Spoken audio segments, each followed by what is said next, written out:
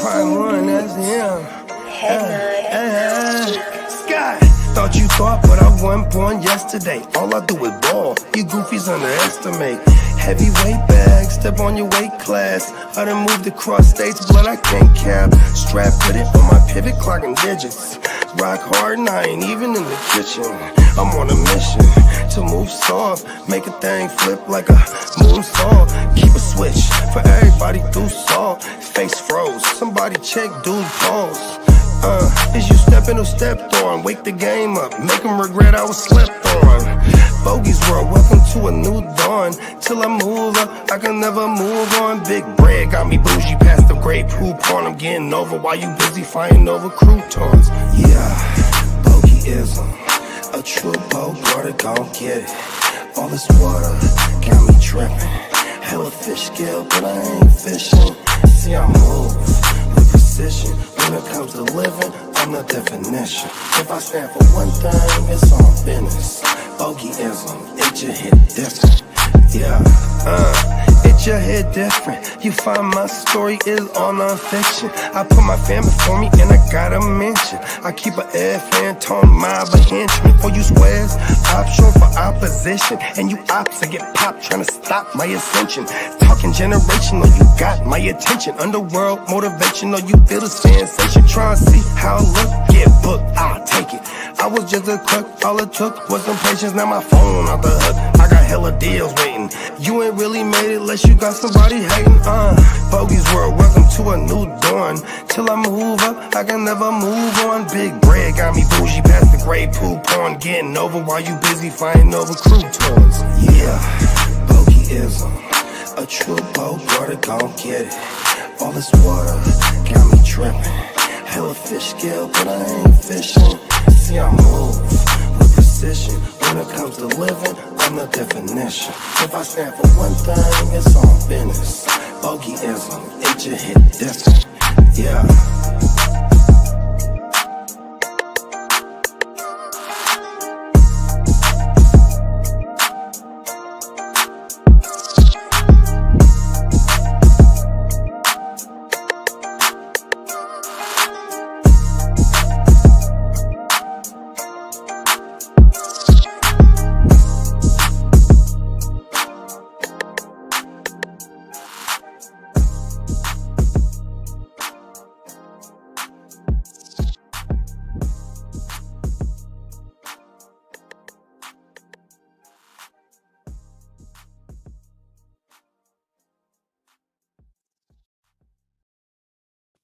Sir, yes, sir.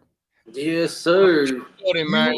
You goddamn right. You have tuned in to another live edition of Awake Your Game.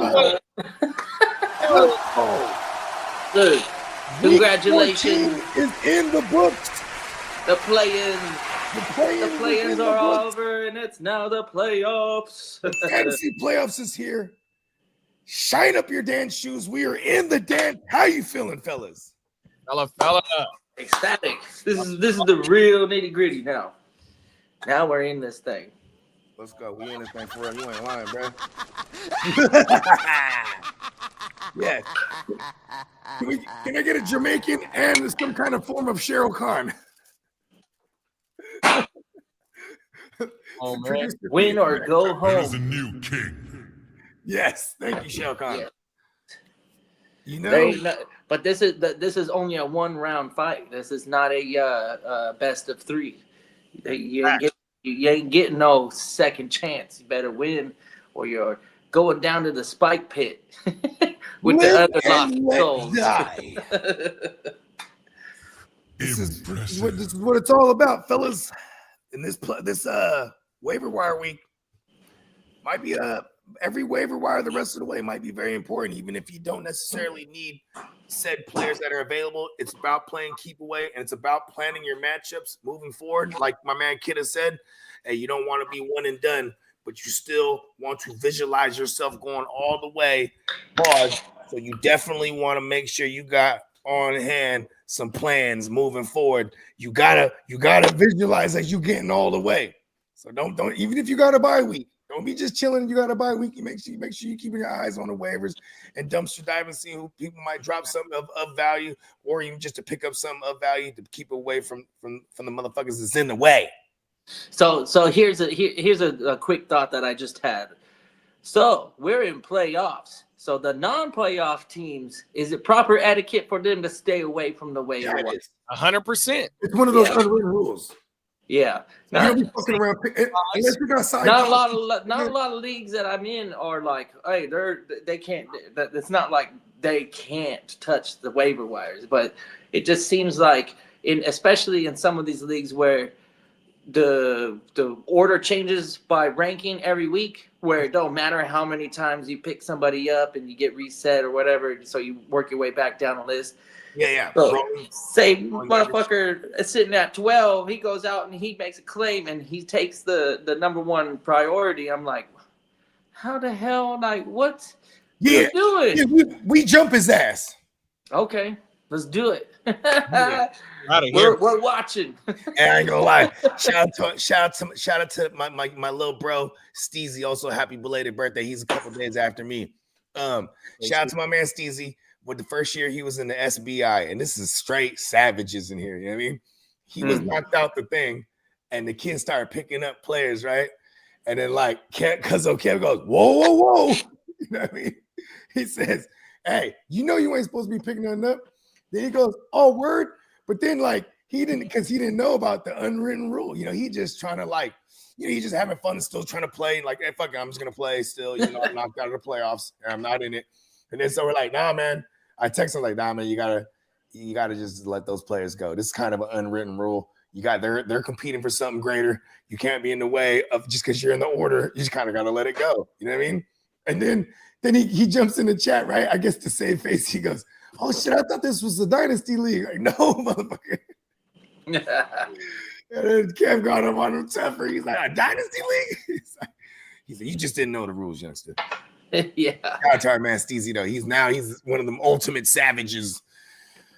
Yeah, he's been a mainstay in that league ever since. Shout out to him. Shout out to all the savages out in the chat.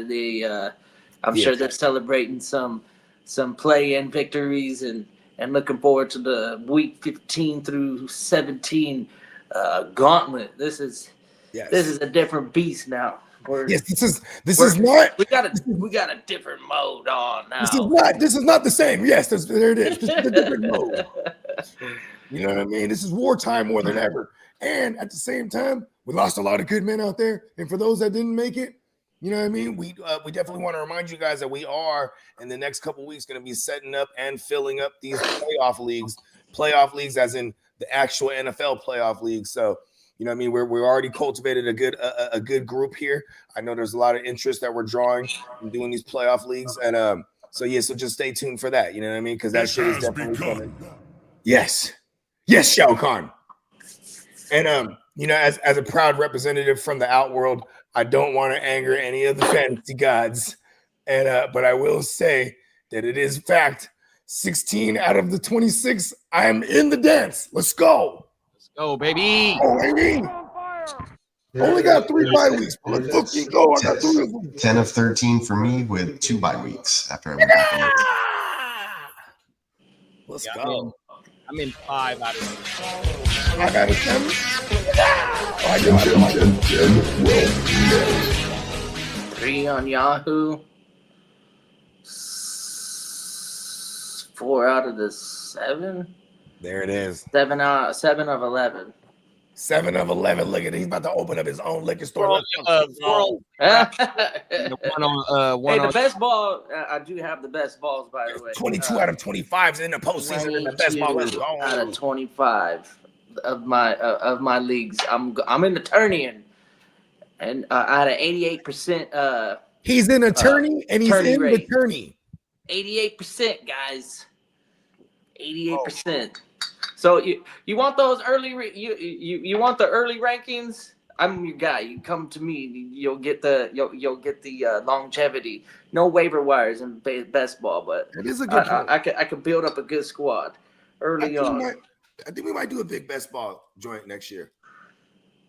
We might do it. Start off small. I'm starting off with some Patron, man. This is Go, baby. Let's go. Hey, we in the dance. Look at that. celebratory. Come on Don't now. forget, Fucking go. this is PM for me. This is not AM. This is PM. Yeah. How was work last night? Oh, it's cake. You know, I live my best life, bro. I live my best life always. Talk about This it. is work is always great. You know, blessing means a lot of things to me, but working for Disney is definitely a blessing for me. Let's go. Talk about it, big bro. Oh my mama. Make it a whole lot easier to get up and get your ass in that motherfucker and then get home to do it all over Bro, again. I watched Monday Night Football, took a quick 45-minute nap, and went to Disneyland. When it got bro.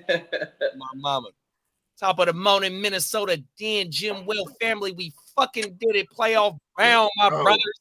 And I gotta open it up with you again from this last week. Oh shit. Yeah, we gotta get it right back in, man. So nice you had to do it twice again. Huh?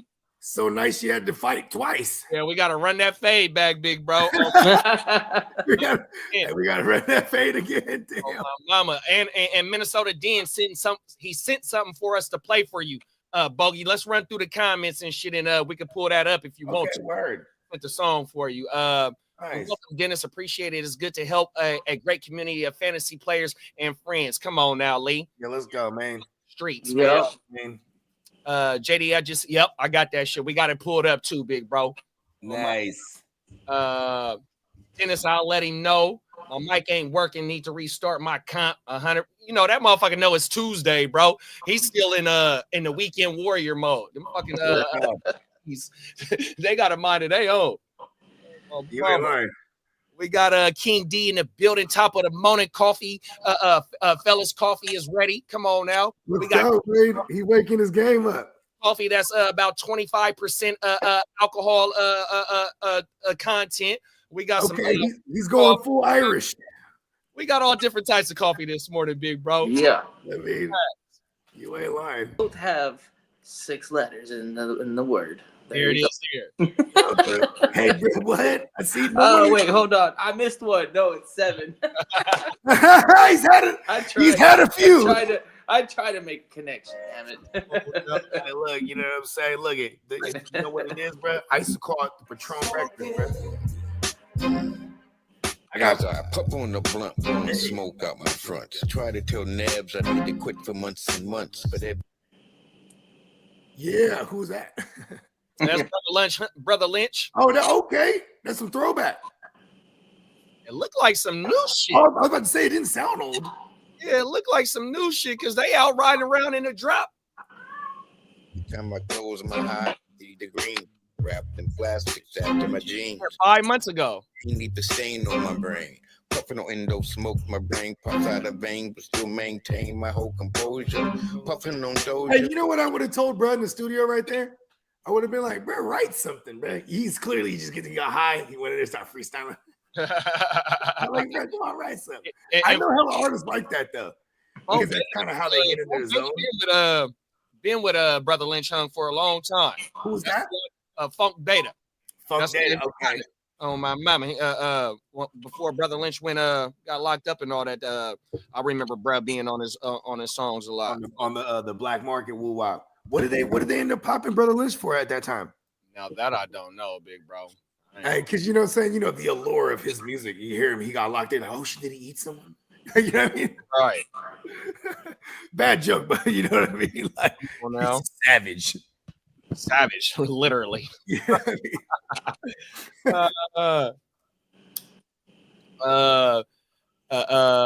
Oh fuck. JD, if I was there, I would have read my script 100%. We know you do. We know you stay doing your homework, bro. Should we take him to the streets would be some honorary ears? Mama. No, 100%. Yeah, that Joe Burrow and Jamar Chase stack, though.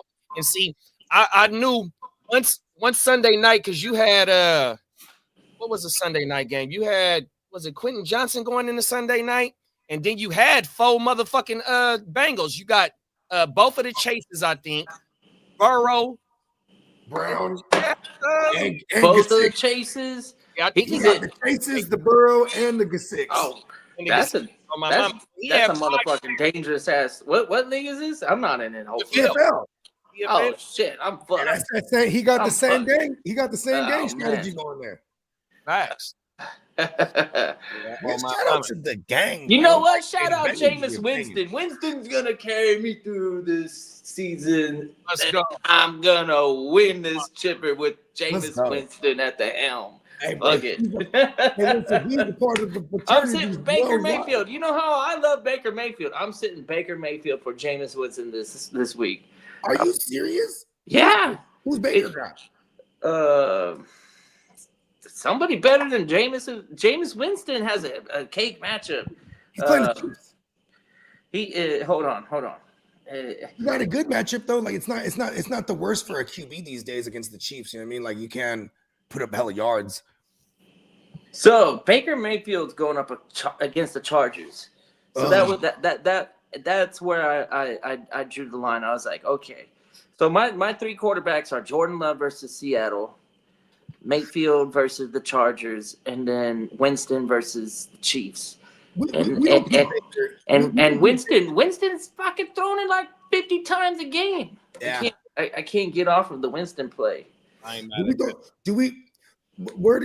Okay, in relation to Joe Burrow, where do we hold Baker Mayfield?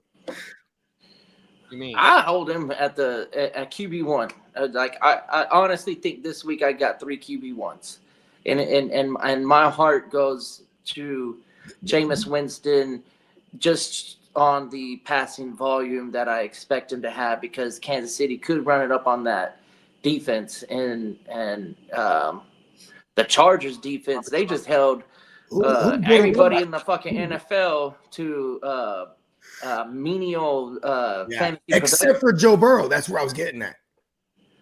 Yeah, Except but for I don't have everybody's Joe good Burrow. Joe I have Joe Baker Burrow's shredding Mayfield. them I up. don't think Baker Mayfield is as talented as I don't either. I'm just saying, where do you Joe hold it? Burrow, especially as long as Chris Godwin isn't on the That's field. what I was gonna say. When Godwin, Otten, and motherfucking Mike Evans are on the field, it's a different story. But we got Godwin done, and then the running game over there is hitting. Bucky Irving, that's a fucking goddamn play, dude. Like Bucky Irving has totally took the RB1 role. There's no RB1 A, RB1 B. It's all Bucky Irving over there. Rachaad White still has some value for those who have him and they need a flex play, but that's all he is right now. Because let's talk about flex, baby. At this point in the season, we know what Bucky Irving is. What happened to Bucky last? Because Rashad got most of the work. Bucky he went into the game banked up. Then he left the game again with a back. God went crazy this week. Yeah, he did. Top 3 play this week. Yeah, shout out to Rashad the God White. Shotty White. Shotty White. I fall asleep on Sundays, so I miss a lot of the stuff in action, but all of the shit beforehand was leaning towards Bucky Irving getting that work. It was I definitely didn't realize that Bucky Irving got that injured where he had to seize a lot of work. He exited even. Yeah. Okay. Yeah, that's tough. I guess for people that was banking on him in the play. I guess for the Bucks are there. There's still a slight chance that they could get in that AFC, or is it just totally out of the picture for them? You mean the NFC? Yeah, AFC. Yeah. They after the Falcons L and then their W for the Bucks, that puts them in the driver's seat of the division right now. So they got postseason sights, bro. Okay. And on paper, they look like the ones, right? I mean, there's no way Carolina's going to come back storming, even though they look like one of the better teams in that division right now. You know what I mean? I think that's a result of they need to get Bryce Young some real work, and they ain't trying to play for a draft spot. They're trying to get Bryce Young because they some might move confidence. with Bryce Young. They're trying to get him comfortable in the playbook. They're trying to win some games, so he ain't feeling like he's a It's the same bust. staff. It's the same staff that's in place that revived Baker last year in people's eyes. You know what I mean? Yeah, It's just So- fucked up though, that they had to sit him for For Dalton. you know what I mean? If it's the Saints, which what it is fucking what's my boy's name? was that secretly the best move though for an organization? I have a version that I made up in my head right now where like they had the biggest lineman come up to Bryce Young and smack him hella hard. But that's the thing And then- though. If it And was, then he's like, see, it's not that bad. Don't get scared to get hit. You know what I mean?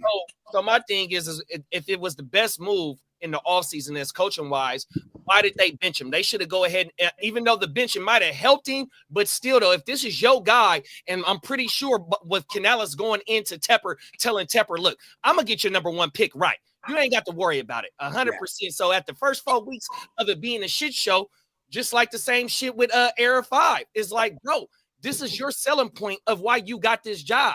Now you benched him, kind of fucked up their confidence, but yet they bounced back. So that's credit to the player itself. Player. You know what I mean? 100%. And I like how you said that they're not worried about a draft pick status because they trying to get bruh his confidence, great rep. They're in game. They was in the game last week against Philly. They was in the game against KC, and then I think they won the game before that. So shout they're out. on like a 3-game winning Shout out streak. to Dave Carrot, I just didn't like how they benched Brett. Oh my mama, I didn't like how they benched him. Honestly, right now, I think Carolina is a better team than New Orleans. That's what I just said right now. Like right now on paper, I mean, not even on paper, just what we're seeing on film.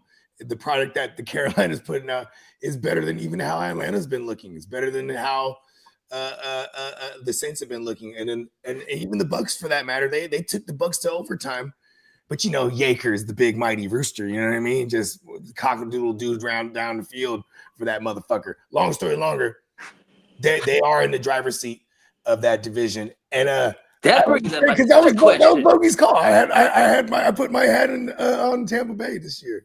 Bogey, do you think that Kirk Cousins is dragging that team down? Yeah. So if they made the move, they say, "Hey, Michael Penix, here's the keys. You got all these weapons. You got one of the best offensive lines in the NFL." He's a cheap car right now. I'm gonna use the car analogy. He's a cheap car, right? It's a new car, but it's cheap. And that's they 8th overall pick. But you have this other car they just paid for. 8th overall pick. This motherfucker got hella mileage on it. But like they're like, listen, I paid for this motherfucking car. We're using it. What did Raheem Morris say after their loss on Sunday? The first thing Raheem Morris said is, "We're going with Kirk Cousins still next week." Well, yeah, like, because I guess they're paying them. They're gotta get this car.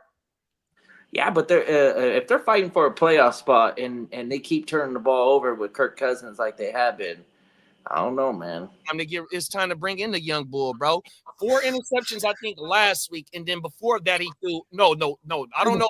It was He four. had 4 interceptions and a fumble. Oh, my mama, bro. That's the thing, bro. He had 5 giveaways.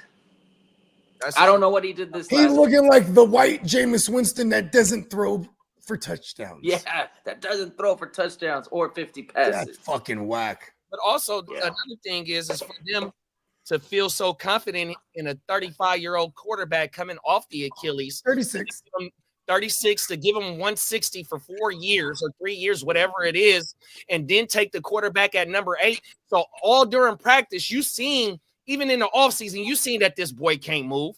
100%. It is, though. That might be it. That might be it, though. You might have nailed it just in practice. He might not be performing well in practice, the kid. And even with a hobbled Kirk Cousins, with all in the condition he's in, he's probably just still their best. He might just actually be what the coaching team is their best bet. It's practice. It ain't game speed. Only way he's going to be able to get up to game speed, just like how we want Caleb Williams to do. Just like Gardner Minshew, right? No one thought Gardner Minshew was a guy. Throw him in the fire. And look at Caleb. Caleb every week has been all right since the first 4 games when they was winning, or the first 6 games where they went 4-2. He done got better 100%. And the only way you're going to get better is by getting up in that motherfucker. Falcons might be holding their selves back, bro. Turn that light on. Yeah. Off topic a little bit, but for those who don't know, I have a daughter. You see her every week right there. But she lives in El Paso with her mama, and she just sent me a text. She's like, "Dad, I didn't know Star Wars Night was like this." So it's a TikTok video, and at Disneyland they do a Star Wars Night. Like after the park closes for like 4 or 5 hours, it's just Star Wars nerds walking around and doing whatever is available. They have some special events, special shows. You get to dress up, bring your lightsaber, whatever. And yeah, she's like, she didn't ask me to do it, but I had already made arrangements. I was like, I'm gonna do this with her because she likes Star Wars, and myself, I've been watching Clone Wars, a little animated series on my own time. I've been like, putting it on and kind of like trying to get more familiarized with the whole Star Wars lore and yeah. Shout out to Disneyland. They throw a fucking Star Wars party for like 2 months, and it's pretty wild. Shit sells out real quick. Yeah, bro. Yeah.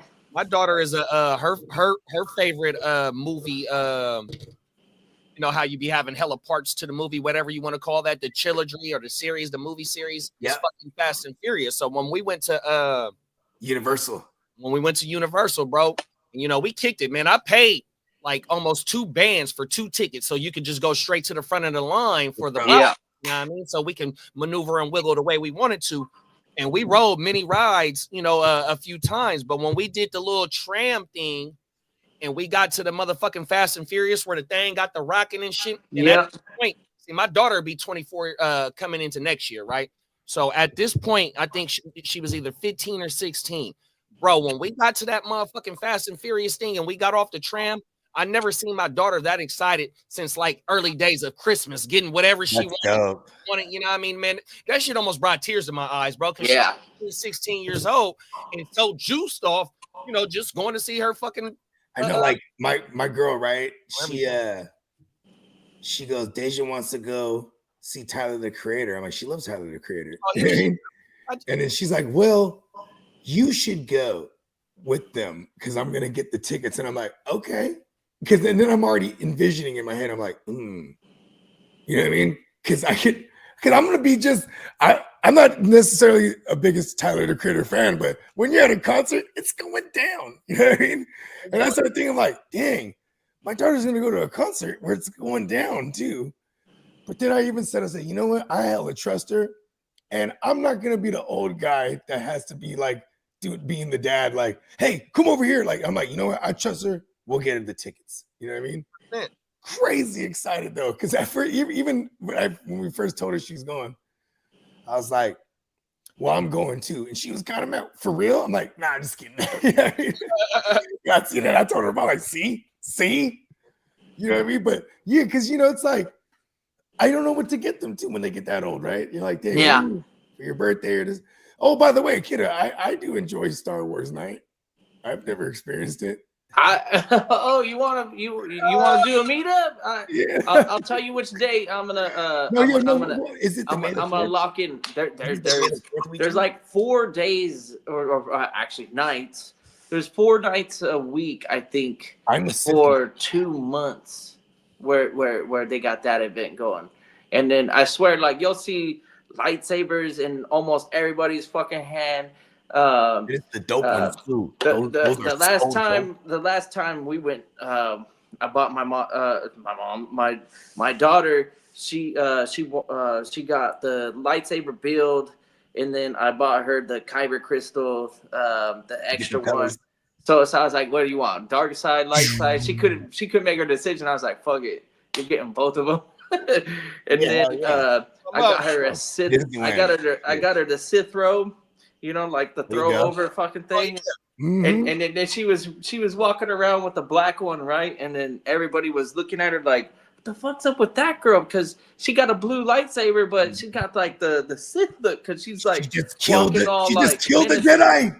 Yeah, she's walking all menacing and like actually like because they have if y'all aren't familiar with it in the chat, but they have Star Wars characters in Galaxy's Edge where Rey, she's like the main character of the new movies or whatever. She's walking around, and then she sees my daughter, and she like does a double take, and she wanted to interact, but my daughter's so focused on like doing like a march or whatever the fuck she's got going on. Yeah, she's doing her shit. She don't even care about Rey. Like, you ain't at a real Sith. Real Sith can be like, oh, that's Rey, I'm gonna kill her. Just beat both sides. Yeah, but it is a good time. I walk through it, but I don't ever get to experience it, you know. So I was technically at every single Star Wars night last year. However, I didn't participate because obviously, you know, I'm a mechanic. December? If the rides break, then I get to go out and fix them. But whatever. I'm not actually doing anything as a visitor. It's way different. But yeah, I've seen it. They all get in front of the castle. They got a live DJ. They all like carry lightsabers and just whatever, man. Like if you're into Star Wars, it's pretty dope. Yeah. And plus, they got the full size Millennium Falcon. That's the most. Yeah, that is pretty badass. They're out there just working on it. Bro, Yeah. I was fanning out to the motherfucker. Like, oh shit. That's a motherfucking full size version. Ain't no Lego Star Wars fucking shit. That That's shit like a fucking full flies out, bro. full arm I'm telling replica. you, You it's feel like actual- you're in a movie. That motherfucker flies, bro. I swear to God. Yeah. It's not just a replica, bro. You can fly, right? Fucking what is that? What's that ride called? One of the fastest. Well, the Millennium Falcon in the Smuggler's galaxy. Run. You get on Smuggler's Run. Yep. We got Tyler Sperry in the building. Sperry is a regular around here. He's What's asking. up, Tyler Sperry? Not to be confused with Tyler Perry. Come on now, 100%. Any news on Kenneth Walker? And then Ear to the Street said Kenneth Walker III, who did not play Sunday, is getting tests done on Monday to determine the severity of his calf injury, said Mike McDonald. So there you go, right there. Yeah. And And Charbonnet, he came out and he fucking killed it, bro. Did he, bro? Yeah, he did. yeah, he killed Like it. $130 something. Like we're And it's done. talking like, oh, okay, Kenneth Walker, get healthy. He had 7 receptions as well as 134 yards. Yes, he did. It's He almost had a 2-yard game. Murder House. Charbonnet right now in the hands of fantasy owners The is. shard. Sharding all over the place. That I shard. think he's more of a fine wine. I don't think he's a shard. I think he's more of like an actual like a Cabernet. Okay. call him What's the up, Emil? That's Oh, he's a Pinot? Okay. He's I don't Pinot, know. I don't know. Pinot Grigio. How y'all- Or no, it's Noir. The red one is the Grigio is white, and the Noir is red. I love both of them. I can fuck Yeah. with Hey, look, I fuck with it all, bro. Just you know, Yeah, I fuck with wine. Jesus juice. Come on now. Yep. He said that he was built on I fuck with the cactus one. the cactus one. Yeah, Lisa is cactus wine today. Yeah, and, go ahead. Oh no, I was just reading what Lee said. Lee said that he's 6-12 on Sleeper and 10-16 on Yahoo. Chase said that we called it on Purdy 100%.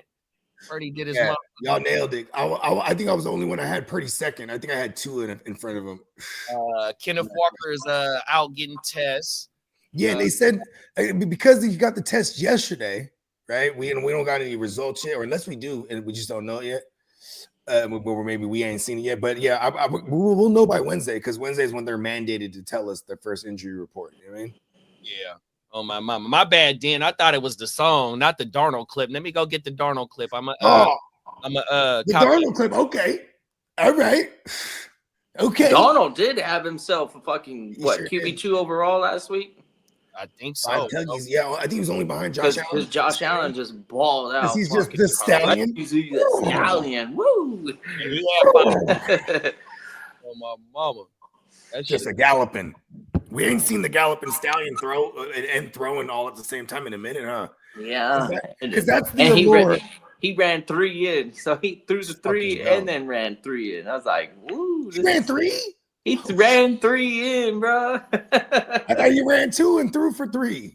No, he got 6 touchdowns. Hey, look at, and even last week he threw a touchdown to himself. This is the baddest motherfucker I've ever seen. He threw a touchdown to himself. He's the baddest motherfucker. See, no wonder I He did a ricochet. first and a second and a Ricochet. goddamn whatever the fuck. Fucking A. Shout out to Diamond Joe. You know who he took? Fucking Lamar. It's like, how'd you guys let him have Lamar? He had like the 6th, 7th pick. I mean, that's them. I know. I fell back and took I traded out of the first round and ended up going Puka Brock. Puka. Boy, am I always right about Puka or what? That motherfucker is a fucking Baller. But he's also always on the verge of death. It's just like the first game I ever watched him play. I was like, who's this guy? How come I'm just barely finding out about him? What was his college stats? I was like, oh, he barely even play. He didn't fucking ever play because he was always hurt. But this guy can play football.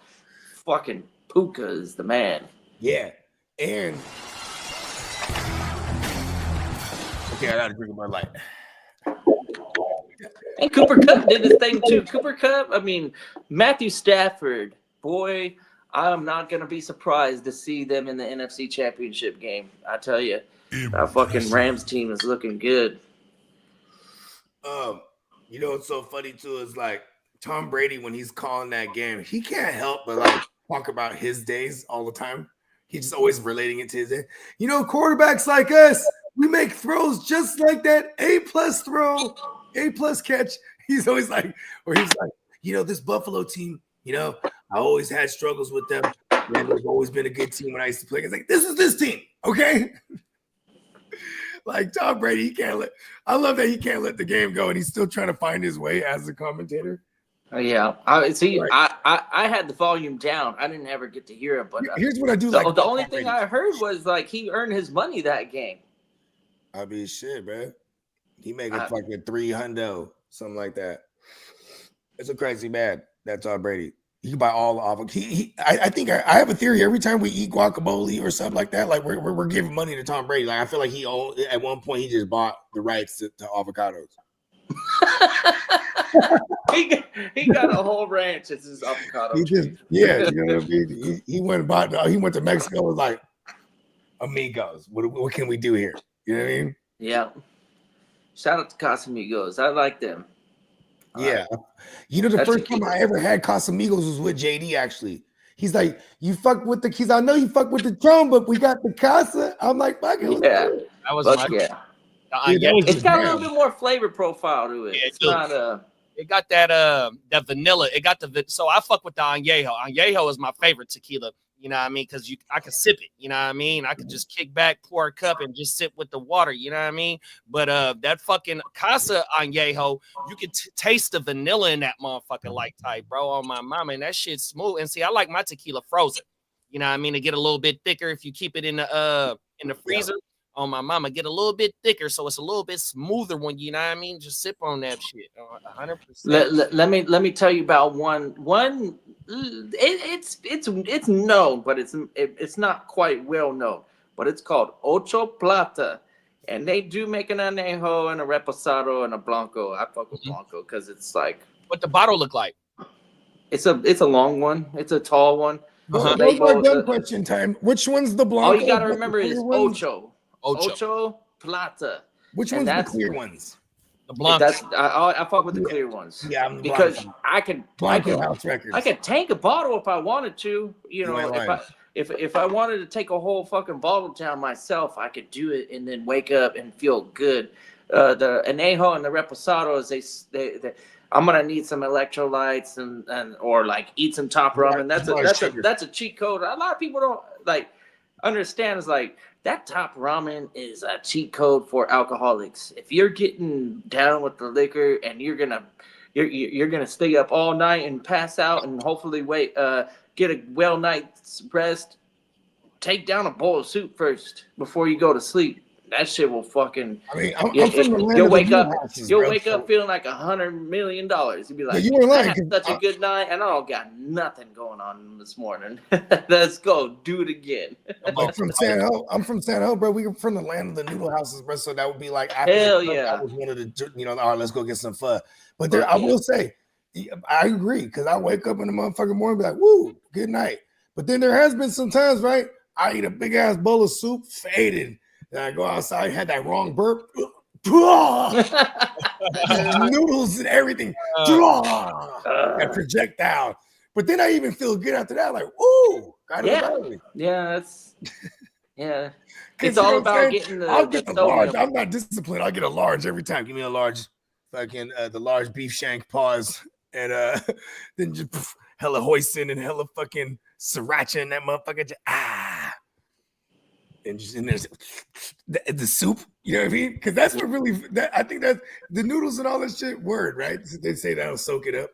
But then it's just when you drink all that soup too, and I'm like, and I walk outside, just back in my cigarette smoking days. You know what I'm saying? You have a cigarette, like, oh shit, things coming back up. I think that's him. Everybody make way. See, we're fantasy football managers. We're not real football players, so we like to party and get drunk and get hangovers. They're not affecting our our productive. I ain't gonna lie. Our productivity. There's a brief moment in time. There's a brief moment in time, like a 7-month stretch, right? Pause. Can't use words like that, but that we kicked it with Alden Smith and his guys, right? Yeah, so like we fucked with his guys, and he's got the tab, bro. And listen, he would just like this. Hey, Alden Smith is a fool, man. He always was in trouble. Motherfucker could not stay out of trouble. He was hella dope, man. Hella dope. I got the clip that Dan sent. Let me see if it'll pull it up on my shit. Oh, you talking about the bagpipes, huh? I haven't watched it yet. Let me see. Because he's talking about corn. So we do the bagpipe drop. Yeah, with corn. I think he was talking about Sam Darnold. Yeah. Sam Darnold has a corn song? Here we go, right here. Let me see. Are you, man? Is he Scottish? I think one of these. I think one of the. He's Scottish. I think I'm gonna love him. Darnold. Whoa! Is that a Snapchat or whatever the fuck them things are? It was on a canoe trip in that movie Deliverance. Anyways, all y'all hear that shit? Oh yeah. 1 year, Kirk was the starting quarterback in Minnesota. Vikings fans have already him in Star Wars droid. Oh, it's fucking up on that too, huh?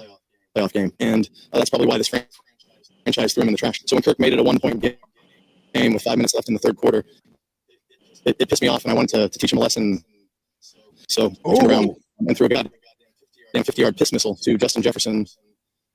And although Kirk might have put up another touchdown, I threw down the fucking gauntlet and buried him with 3 straight tutties in the fourth quarter. My Vikings stopped those shitty little dirty birds. Shit. Those are some fighting words, bro. It's an AI generated. I threw a piss dart. Oh, my mama. Jesus made him squeal. Junior Jesus. As if he was on a He canoe makes trip me wish he was still on the in jet. Deliverance. Anyways, although G takes are back in Minnesota. This guy's talking. Vikings fans have already forgotten about him. In the 6 years with the team that tell us moment, we won a single playoff game, and that's probably why this franchise threw him in the trash. So when Kirk made it a 1-point game, Crazy. Threw him in the trash. It's like, get out of here, Kirk Cousins. You fucking trash. Damn. Oh, we going with the new red right. Hey, listen. No one better tell me that's fake. I don't give a fuck. Oh yeah, it's gotta be fake. There's no way. Any no wonder Dennis was like, Bogart needs to see this. He's gonna love Sam Darnold now. Yeah. You know, I'm already up. I know. I love Sam Darnold now. That shit was AI. They did it right. AI, man. That shit was dope. That's exactly how Sam Darnold thinks. I swear to God. That's how Sam Darnold should be. God damn it. He's like, you know what? I was number 2 overall, and I'm talked about as like the worst quarterback in all of the NFL. And I'm gonna go on a good team with good weapons, and I'm gonna go ahead and just fucking annihilate every fucking team out there besides like the Detroit Lions and And who else did they lose to? Like, they lose to some good teams. I don't think they get beat by. I'm on Oh, record. right. I'm on record for saying at one point when he was with the Jets that the Jets should dig a grave, then beat him with a shovel until he's dead, then put him in said grave that they just dug with the shovel. That's how I used to think of him. Because we were like, damn, why'd they spend the second pick overall on the Sam Darnold? And I will say, my first Superflex league I ever played in was the East Side League. And I was that idiot that didn't have any fucking QBs, thinking I could wait. And then I ended up with Sam Darnold his rookie year and Josh Allen his rookie year. So for a while there, you try to talk your guys like, come on, Sam Darnold. Yeah, Josh Allen was rough too, man. That was like I stayed tried and true with Josh Allen for 3 years too. That 20 years, the 1 year I wasn't willing to spend a little up on him. And I've been having him since he was a rookie, and his motherfucking went crazy that year. I lost to him in one of the Super Bowls that year. Lee, I'm not ignorant. I just actually hate the Chargers because I don't respect them. Ooh. But he called you ignorant. I just don't respect the organization. Top of the morning, Albert. Albert. See, asshole would have sufficed, right? But ignorant, that's just not true, man. Nah, they're totally ignorant. They got no fan base here. No, I'm talking about you. County, You're ignorant. Oh, I'm ignorant. Yeah, see, that's just how this blasphemous. Okay. Asshole would have sufficed, like I said. We're all assholes here. Pause. Birds of a feather. Ignorant. No, we don't stand for that. I'm an asshole. Some of the sharpest out here. Still love Lee, man. He's my brother, but asshole too. I'm not. My greatest achievement in life will be bringing him off the band of Chargers fans. I'm like, hey, come over here to the dark side. Get off that. I know the colors are cool. Always on the Chargers side. They wore a terrible uniform last night. I mean, the yellow pants and the white top. That's just not. I don't rock with that. That shit is ugly as fuck. But every other combo kind of looks okay. They piss poor. Full powder blue all the time. Fuck it. Like, you'll never lose. Yeah, the powder blue. Yeah. Shout out to the powder blue. Mm-hmm. It's a nice looking jersey. Not gonna lie. It's one hell of a jersey. See, here's the thing.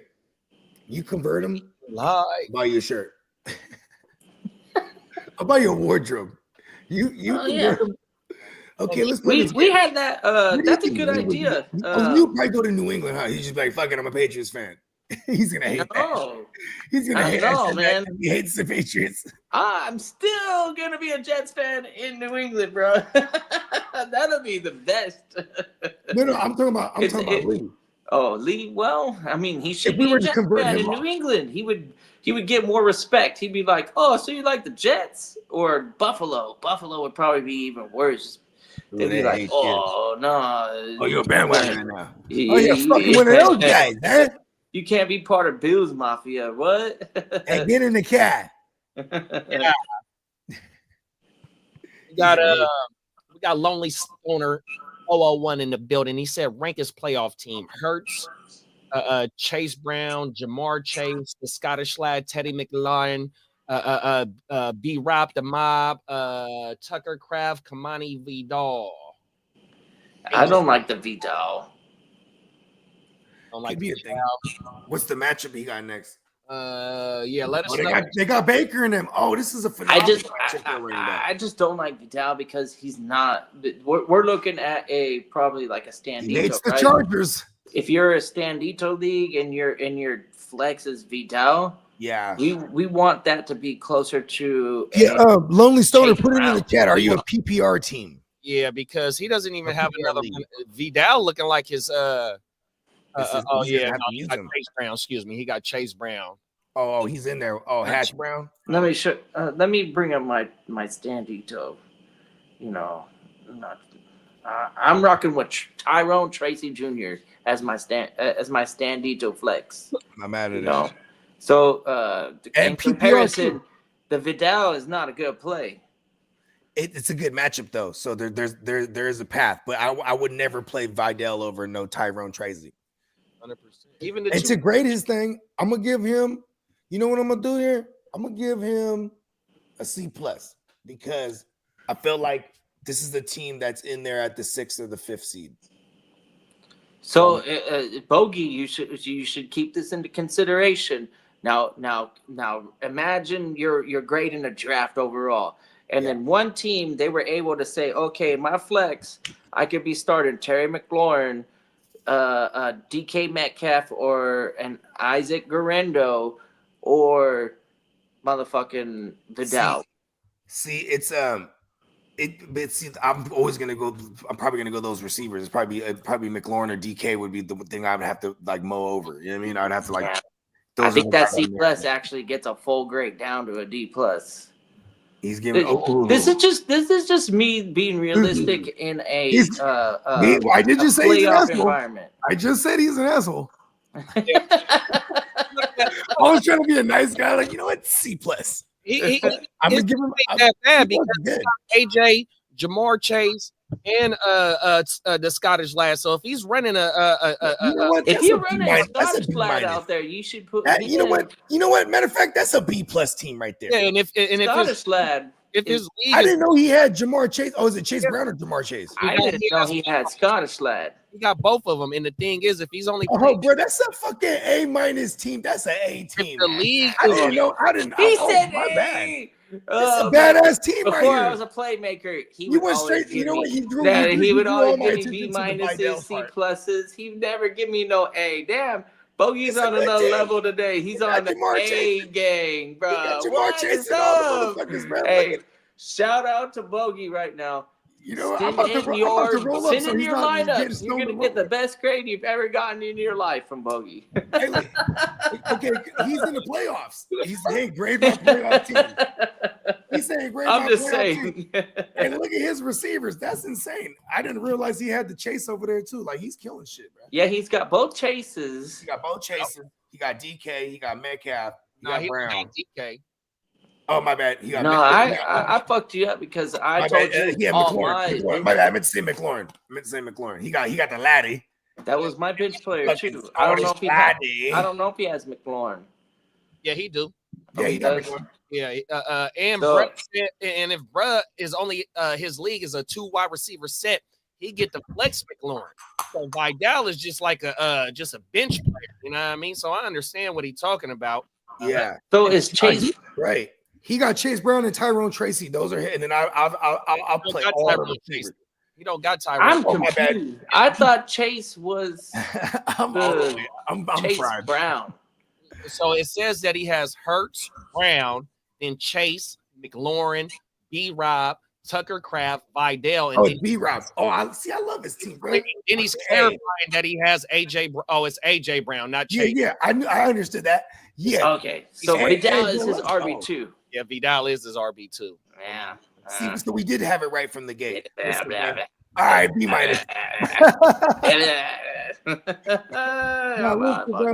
Hey, listen, I can make a strong case for Vidal though, but I hope he has a bye week at least. See, that's the thing too, though. Gus Edwards is still healthy, and he might. know, but the pass catching. Oh, but then they also stay.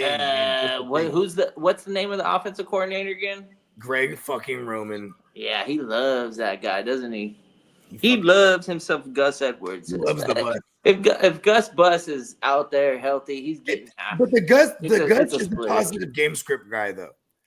You need to be because look at the splits. Look at the splits. It's not far off. When you look at the splits, we have a 2 or 3 game sample size now. Pause. All right. Well, the splits ain't far off from as far as touches go. And then like the one who's running routes right now, Bogey is giving nice grades today. So send them in. Send them in. Send them in. We're gonna get all this positive energy. You're gonna get all sorts of. By the grace of the fantasy gods, we will reach the promised land. His team is murdered. Wait, hold on. Can I give you my team? Hold on. Can I give you my team? I've got Josh Allen as my QB, and then I got Justin Jefferson and Ladd McConkey And then I also got Kyron Williams, Alvin Kamara, and Trey McBride as my tight end, and then Tyro Tracy Jr. as my flex. That's And A. Let's That's go. A, B. why am I? That's the A, I B. must be a playmaker. Hey, yo, that's the A right there, B. Shit, I got Right there, I got Terry McLaurin and DK. Oh, the lady. Metcalf. Oh, A plus. I got Terry McLaurin and DK Metcalf and Isaac Garendo on the bench, just in Okay, case. that's what he was talking about. Okay, that's why I got confused earlier. Yeah, bro, A plus. Let's go. Let's go win the shit. Let's go win the fucking Playmakers, A+, baby. I never got an A+. I think we just. See, I have both laddies. I got. Oh, he got both laddies. A plus. I got Lad McLaurin and I got the McLaurin. That's what the name is called. Damn, he got all the laddies, bro. What? I got. My team is called the Actual Bagpipes. That's what I named this team. Let's go. Fire up the bagpipes. I did. Yep, I named them the Bagpipes. Stay tuned live. What's up, my G? What's up? Stay tuned live, y'all. On every Tuesday night. Check it out tonight. West Coast time, baby. Let's go. I've been there before. Star Wars nights is hella dope, kidda. Fuck yeah. That was Candlestick. I think you got my number. Tell me some of the things that you enjoyed about it, so I have like a game plan. Because I think I'm gonna go. I'm gonna get one of those nights this year and do it. We got Tucker Craft or Kelsey this week. KC, we was just talking about KC. Who KC got? Oh shit, we were just talking about them. They got the Cleveland Browns. They got the Browns this week. Okay. Yeah. Where's Green Bay? You know the problem with Kelsey is he actually has competition on motherfucking Gray. No, Gray is getting some actual looks, and it's like touchdowns and all the fantasy goodness is being spread out between the two of them. Kelsey's probably getting much more targets at the efficiency rate. You're probably going to go with Kelsey. With Tucker Craft, he doesn't have any competition. I don't think other dude out there who we actually hyped up more than Tucker Craft. Shout out to Tucker Craft for winning that tight end one over in Green Bay, because he had some legit competition, but Kraft kind of solidified his position even when the other dude is healthy. I don't know if he overtakes Kraft just on health, because Kraft has actually been a guy out there doing some things. Facts. 13 targets in the last 2 weeks, 9 receptions in the TD, and 78. Hey, the fantasy math says 140. That's 130 yards with 9 receptions in the TD in the last 2 weeks for Tucker Craft. The fantasy math says play Tucker Craft, but I'll look at the fantasy history, right? of KC going into or KC playing Cleveland, bro. Travis Kelce kills them every time. Oh, he's where he's from there. Oh my mom. Okay. Favorite Okay. team.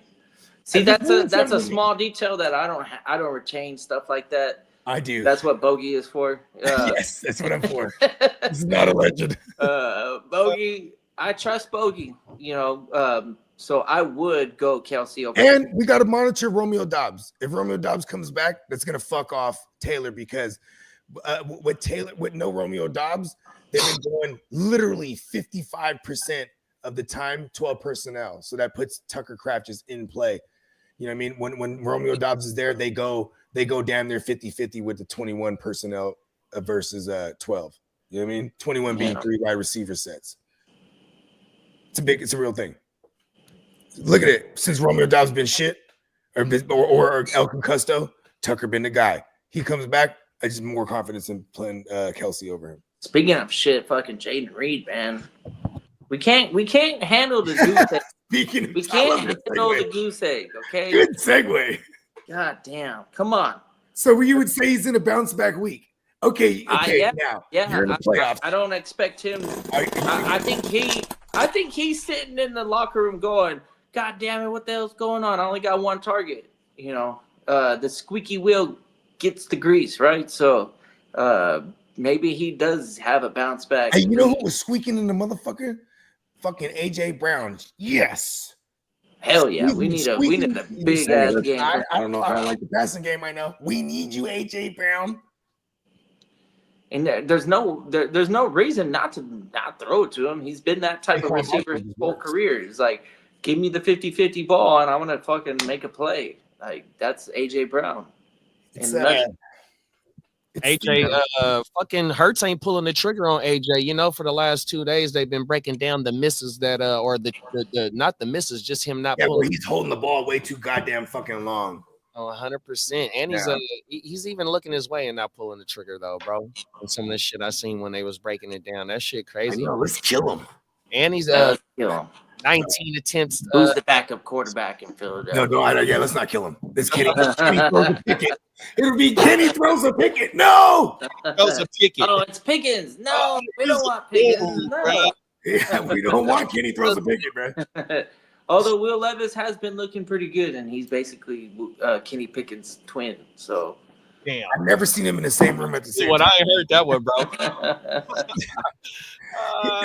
Hey, Kenny, Will Levis is everything Kenny Pickett wants to be, man. That's insane. Hey, bro. He said Kenny Pickett's his twin. He's the bad twin. Damn. But yeah, shout out to the Lonely Stoner. It's funny because I quickly started rolling the joints. Like, oh man, don't get high alone, Lonely Stoner. You know what I mean? But yeah, have confidence in your team, Lonely Stoner. It's a good team. And Kelsey, goddamn it, come back to us, Kelsey. You know what? Mahomes kind of broke his streak there last week, like being like hella good in fantasy. So that, you know, and but Kelsey still did okay.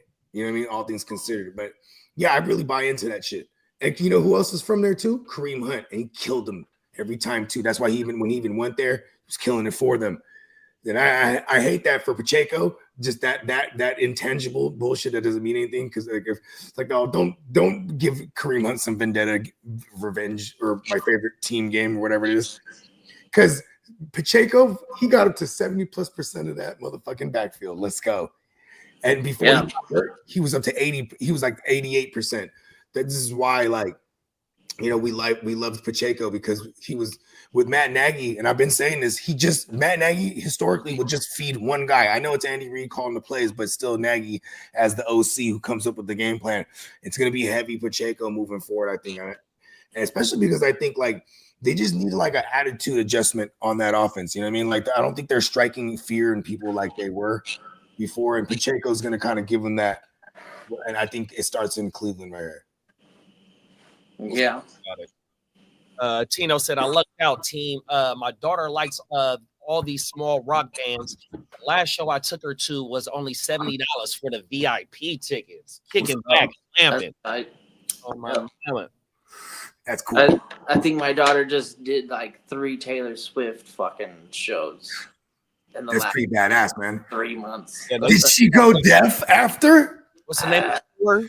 Because I heard it's always blistering, just motherfuckers are screaming because Taylor. I did not go to any of them, by the way. Yeah, that's all. That's all mom. Like the cool auntie or like the mom, obviously. Like, she did go to another show too, because her grandma, not my mom, but baby mom's, she's a show. Like she's doing a show a month at least, and I think they went out and do like country too. Like I don't know, she's all over the place. She likes all type of music. So, off the top of my head, I don't know what the other ones were, but I know it's been more than just the Taylor Swift stuff. She likes it all. She's pretty well rounded. She likes all styles of music. You know what's the best for me is one time I'm walking down the stairs. I'm getting the kids up for school, and I'm about to start cooking the breakfast. Well, normal routine. But then I hear Cream. Cash rules everything around me. My oldest daughter, she lived downstairs. She got the downstairs room, and I'm like, "Oh, what you listen to the Wu-Tang?" And she's like, "Yeah." She's like, "Wu-Tang's hella cool." I'm like, "Let's go." I'm like, I'm saying, it's just it strikes a certain chord with me, like, oh shit, or even like when she's playing old shit that I always played around her. No, like I always play like Fleetwood Mac or like Isley Brothers, or her mom's always playing Aaliyah. So like I hear these things, you know what I mean? Yeah, like, no, that's how mine's is. She loved all the old school R&B that I used to slap when she was a kid, and still slap that shit on my mouth. Yeah, like I remember remember the skateboard dude during COVID times, he went viral. He's singing the fucking Fleetwood Mac song. He's like on the skateboard, he's like drinking the fucking whatever the fuck it is. But he was singing the players only love you when they're playing. Right? It's like a Mexican dude. He went for some reason he went extra viral. But my daughter was like, she's playing that song. She's like, yeah, she's like, it's the song you always played, right? Fleetwood Mac. I'm like, yeah, that's my shit. She's like, yeah, this one's going viral. That's federal on my mama. But because that's my joint right there. That's federal, bro. Kids that made that shit go viral again, then brought back life to the song. Yeah, for real. That's federal on my mama. Yeah. We got All in One Show, top of the morning, big bro. All in One Show. Welcome back. He says, let's go, guys. We clinched the playoffs. Can I get some advice on who to start? I'm on it, Lee, aka spoiler, my bad. Then Tino said the best Disney events I went to was Disney 24 Hours, the Oogie Boogie Bash. If you have kids, the Oogie Boogie Bash worth every penny, bro. Tino is a Disney adult, man. He's been to all that shit. The last time you were at Disneyland, like just as like with your daughter, when you were daughter, he was out there with his fam. He was out there shrooming, just doing his Tino thing. He was off the chocolate bars, I think it was. The Haunted Mansion? Not on shrooms. I've never been. Actually, I've never been to Disneyland on shrooms. I have. You know what's cool about Disneyland? You can go out there and drink. That's cool too. I was definitely doing that. Definitely be doing that. We're doing adult stuff. Yeah. It's the happiest place on earth. Can't get wild. They got my face on database. And shout out to All in One Show. Exactly where I'm at. Face recognition. Who I am. Not unless you oh, never mind. They got the state of the art shit. I was gonna say you got to come through with like prosthetic shit, like Star Wars shit on you. You know what I mean? You come through looking like fucking like Ahsoka or whatever the fuck is. The paint on it. And I wasn't gonna go with Ahsoka. I was gonna go. What's the bread? The calamari. Darth Maul. Oh, there it is. Boom. Yeah. Darth Maul would be badass. Yeah. But yeah, and shout out to All in One Show. If you got a question, yeah, for sure, put it into the chat. We with you. Here it goes right there. Oh, there it is. Bang, look at that. Starting Burrow at QB. RBs are Jacobs, Connor, Pollard, and Pacheco. Wide receivers are Puka, Higgins, London, Jawanaman, Waddle, and Calvin Ridley. Starting tight end is Kelsey. Need 2 RBs and 1 flex. So my 2 RBs right off the bat this week. It's hard to sit Gibbs. Yeah, no, we're playing Gibbs. We're gonna play Gibbs against Buffalo. It's playing Cook against Detroit on the other side. It's the one that's like, I'm like, dang, is that the? There ain't no Cook. It's a Connor. It's Connor. My dad read that wrong. Okay. So I'm going Gibbs Jacobs. I think he knows what he wants to do because of the way that he orders this. Yeah. So we got Jacobs and Gibbs on the running backs. Yeah. And then I don't like Higgins. That might not be the case for the wide receivers, but I do like Puka. Puka is a must start. Yeah. And then we got Higgins, London, Jennings, Waddle, or Ridley. So Cincinnati and Tennessee play each other. I'm playing Higgins. What else was the other options? We got Jennings. I know the Niners are jacked up right now, but Jennings is the guy out there. Thursday they play the Rams too. Yeah, like minutes play. Jennings tore them up last time too. But that's I'm going that kind of worries me. I'm going Jennings, Puka, Gibbs, Jacobs, and then one flex. So we got one more. So Jennings out of Jennings is Pollard, a one versus Pacheco, Higgins is a do two. we go Higgins over I'm not arguing. London? Huh? Do I go Pollard or no Connor over London? And then Pollard's in a smash spot here shit. too. I think Connor is going. But Pollard, okay, but listen, I'm not even the Tony Pasta guy like that. But Pollard's in a smash spot here. Our man Rico Suave just put up a buck on him. Atlanta got Vegas this week on Monday night. It's 2 Monday night games this week. Ooh. I think Arizona needs to do what they do best, and that's run the ball. And they're gonna keep doing it. Connor has a huge ass game, so we're going Gibbs, Jacobs, Connor on your flex, Puka, and Jennings as your wide receivers. That's how I'm doing it. Man, he got decisions. Who does Arizona got this week?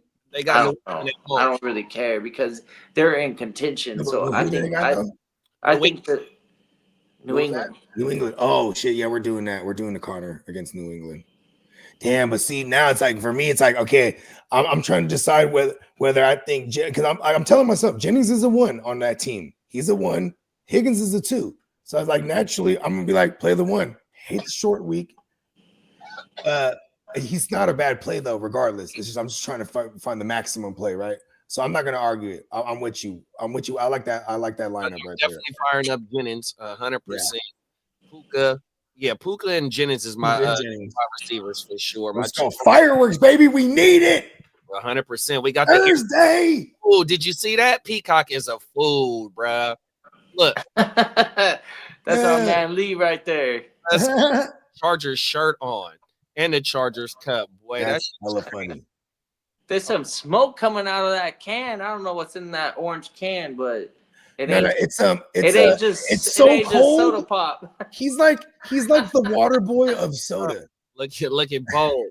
Look, he got you on the screen too, bro. Let's go.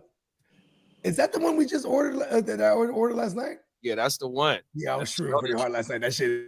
You ordered it? I ordered it.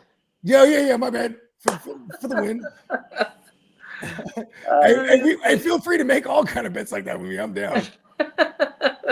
Anytime there's a sale, we're putting something on the line. We're putting a wager. Allegedly. Yeah, he won fair and square. I said that he was gonna get less than 3 receptions. I thought it was 3 targets. That's how bad my memory is. I was like, I was thinking just 3 targets. He had 10 motherfucking targets. Yeah, no, you said 3 receptions. Yeah, he had one. I was like, I'll take it. You know what though, too? Shout out to our sponsor, neonpeacockmerch.com. You know what I mean? If you guys want to, where you guys are want to find some of this fly merch at, you know what I mean? Not alleged at all, but allegedly you can get it. Let's go. 100%, bro. Tino said 10 and 16 legit on Yahoo. You Diamond Lee?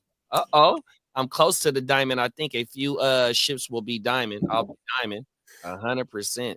It's probably the players in your league, Lee. Leave the ones with the bronze players is how Joe and I get our ranking high. Ooh, the truth shall set you free. When I see Kid of trading guys like Cut, Waddle, and Garrett Wilson for Puka, I knew I had to go get me some Puka everywhere I could. That is true because there was last year after week 1, right? Yeah. I had one share of Puka because I remember we did a bunch of startups during that summer, and then like the blurb came out about like just look out for this guy Puka and this and that. And I'm like, oh, we're like round 30, whatever. I just grab him. I'm not thinking anything of it. But after week 1, I was like, oh my god, I'm looking at it. I know I have him somewhere in the taxi, and then like I'm looking everywhere in other leagues that people have. I'm like, how does Kid have him in these other leagues now? Right? This fool makes a trade.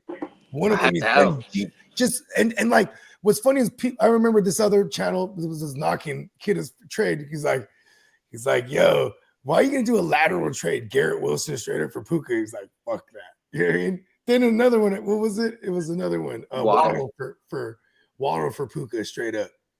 You know what I mean? Where he's receiving the Puka. I was like, man, this motherfucker's smart. That's why I was like, I would have done the same thing. I'm like, yeah, I didn't know Puka was going to be like that. I just read the blurb. I would have had him everywhere. I would have traded like, you know what? I wish I knew ahead of time because I would have been drafting him in the third round every single time. Every single time I would have been drafting in the third round. No problem. Reach. Just that was not a reach for me. That was like the target. Second round even. Fuck Oh, it. you come in this past season. No, his rookie season. If I had you're talking about in the rookie draft. Because his college career was so sparse. He didn't have a lot of air time. He didn't have a lot of highlight reels. He didn't have a lot of exposure. His exposure was Sean McVay going, this guy's a real guy. And then I was like, oh, Sean McVay likes him. I should probably pay attention.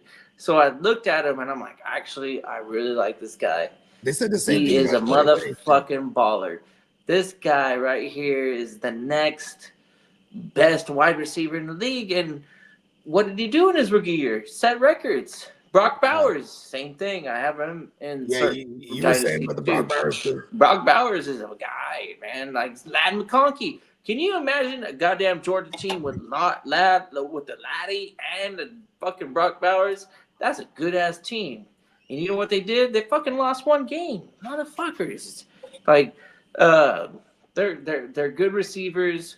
They play on teams that face good competition, and I think that's what you got to focus on when you're in dynasty leagues. Are these guys that Puka is an anomaly because he didn't get a lot of playing time because of injuries or whatever. But he's good. He's talented, and when he was healthy, he was fucking balling. That's not debatable. His college stats were good as long as he was playing. It's just he got hurt a lot. Other guys on teams like Georgia this year, a lot of skill players are going to be nice. I'm going to avoid all the quarterbacks. I'm not touching any of the quarterbacks coming into the draft. I'm not really excited about any of them. Even Oregon State's quarterback, I know he's set career numbers or whatever, but that's with 3 different schools. To me, I think he's a product of his environment. I don't think he changed the organization. But there are some damn good running backs coming out in the 2025 draft. 2025 is going to probably be known as one of the best rookie running back drafts in a long time.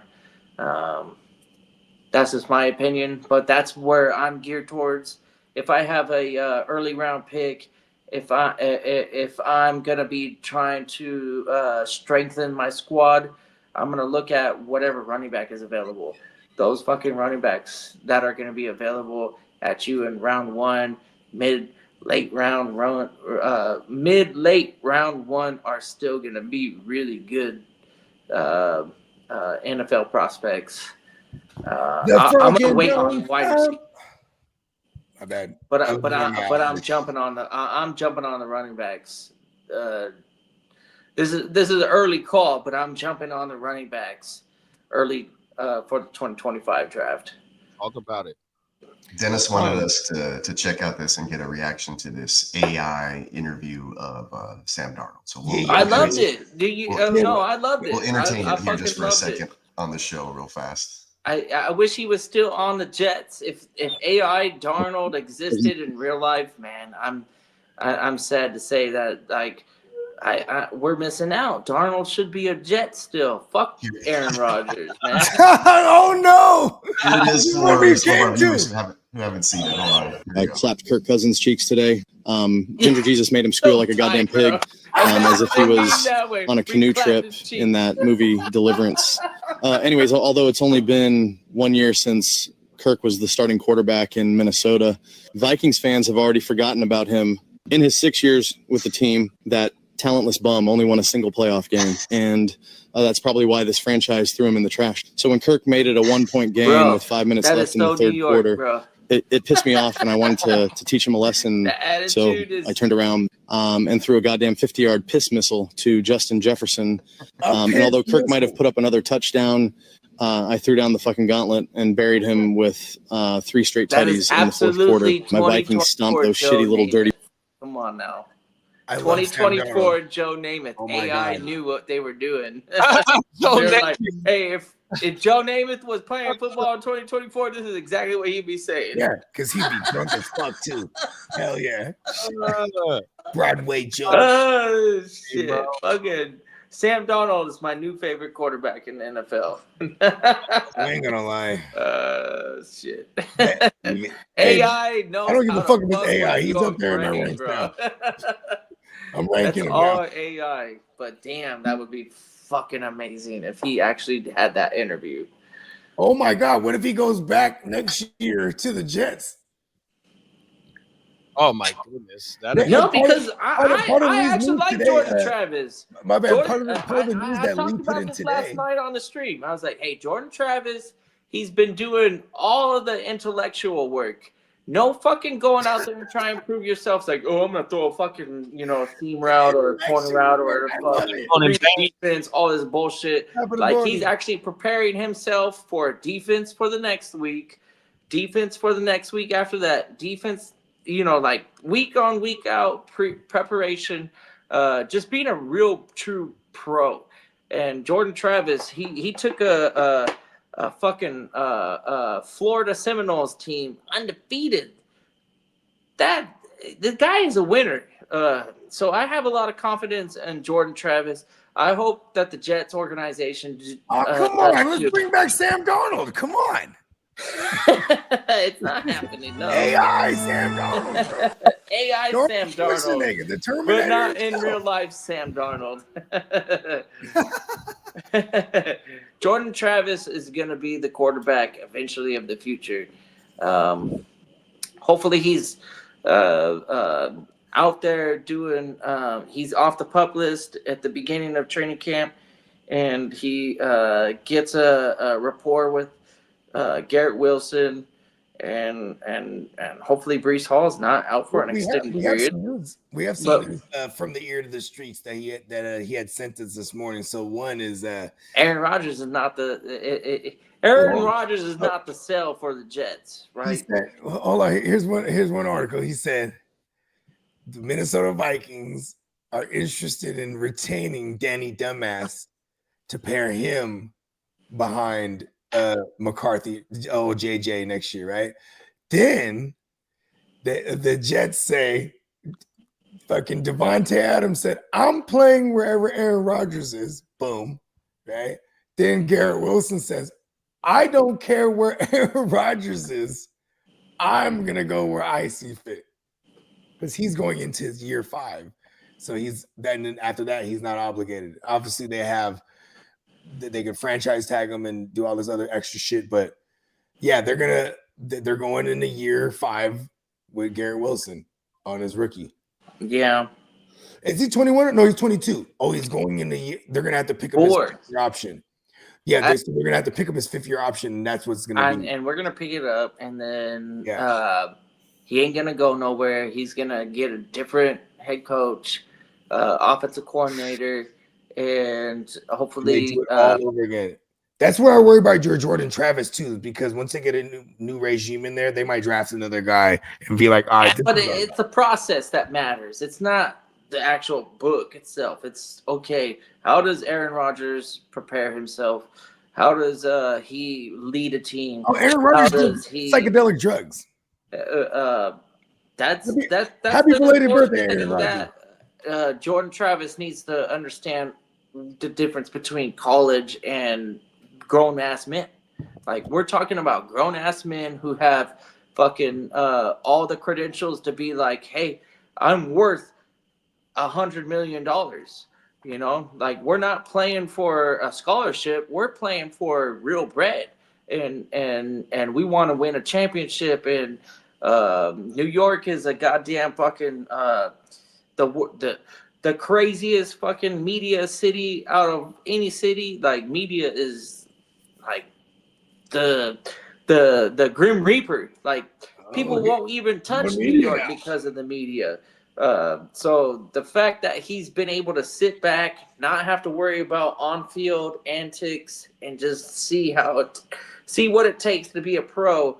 Jordan Travis is a good quarterback. That's you don't have to argue that. Like, we have already seen how he can take a college team I said the same all the thing way about into the Hendon playoffs, Hooker. deep in the playoffs, no fucking losses, make guys look really special. Jordan Travis is a damn good quarterback. I don't And want the to world see may this never know. pivot and go, damn, we're gonna use the 4th overall pick and pick a goddamn stupid scrub off the fucking. I don't want a scrub. I want don't them want to Shadori? trade down, What get if Shadori multiple falls? picks off of the fucking 4th pick. What about overall. Shadori? Huh? Shadori. No, I don't want Shadori. Oh, come on. I feel like he'll be there if the Jets are 4th overall, he might be I there. don't want him. Oh, I don't want him. you want Ward? I would rather have Tucker or Turner, whatever the fuck his name is. You don't even know his name. I know. I don't. I'd rather have him. I'd rather have him though. I'd rather have the guy with the. I always take heed to 10 receiving your words like touchdowns. that, though. I ain't gonna lie. What is it? Kid is one of those guys we'll be like, man, Kyler Murray's gonna be good, but he got Marvin Harrison. Be like, no, bro. Like, they're just being like these. So you don't like Shador? Did you ever watch Marvin Harrison run a route? Like, he looks weird out there. I'm not a fan of Marvin Harrison. He's not his father's son. Nah, not at all. He's too tall. Yeah. He's too tall. He's not athletic. His dad was what? He's a 6'2"? gumpy ass motherfucker. You know, like Gumpy? that's a real thing too. When you get too tall, you become gumpy. Yeah. This is the Marvin Harrison song. Thank you, Miles. Producer. That's perfect. Yeah, when you said that, I kind of pictured it. I was like, yeah, you're kind of right. Maybe he is a little too tall for his own good. Yeah. Tuba, dude. The Tuba fucking owns that song, dude. Oh, shit. It's a funny show. Shout out to Miles Peacock. Oh, I thought you were He going to say is Larry David. the mastermind behind the scenes. Talk about it.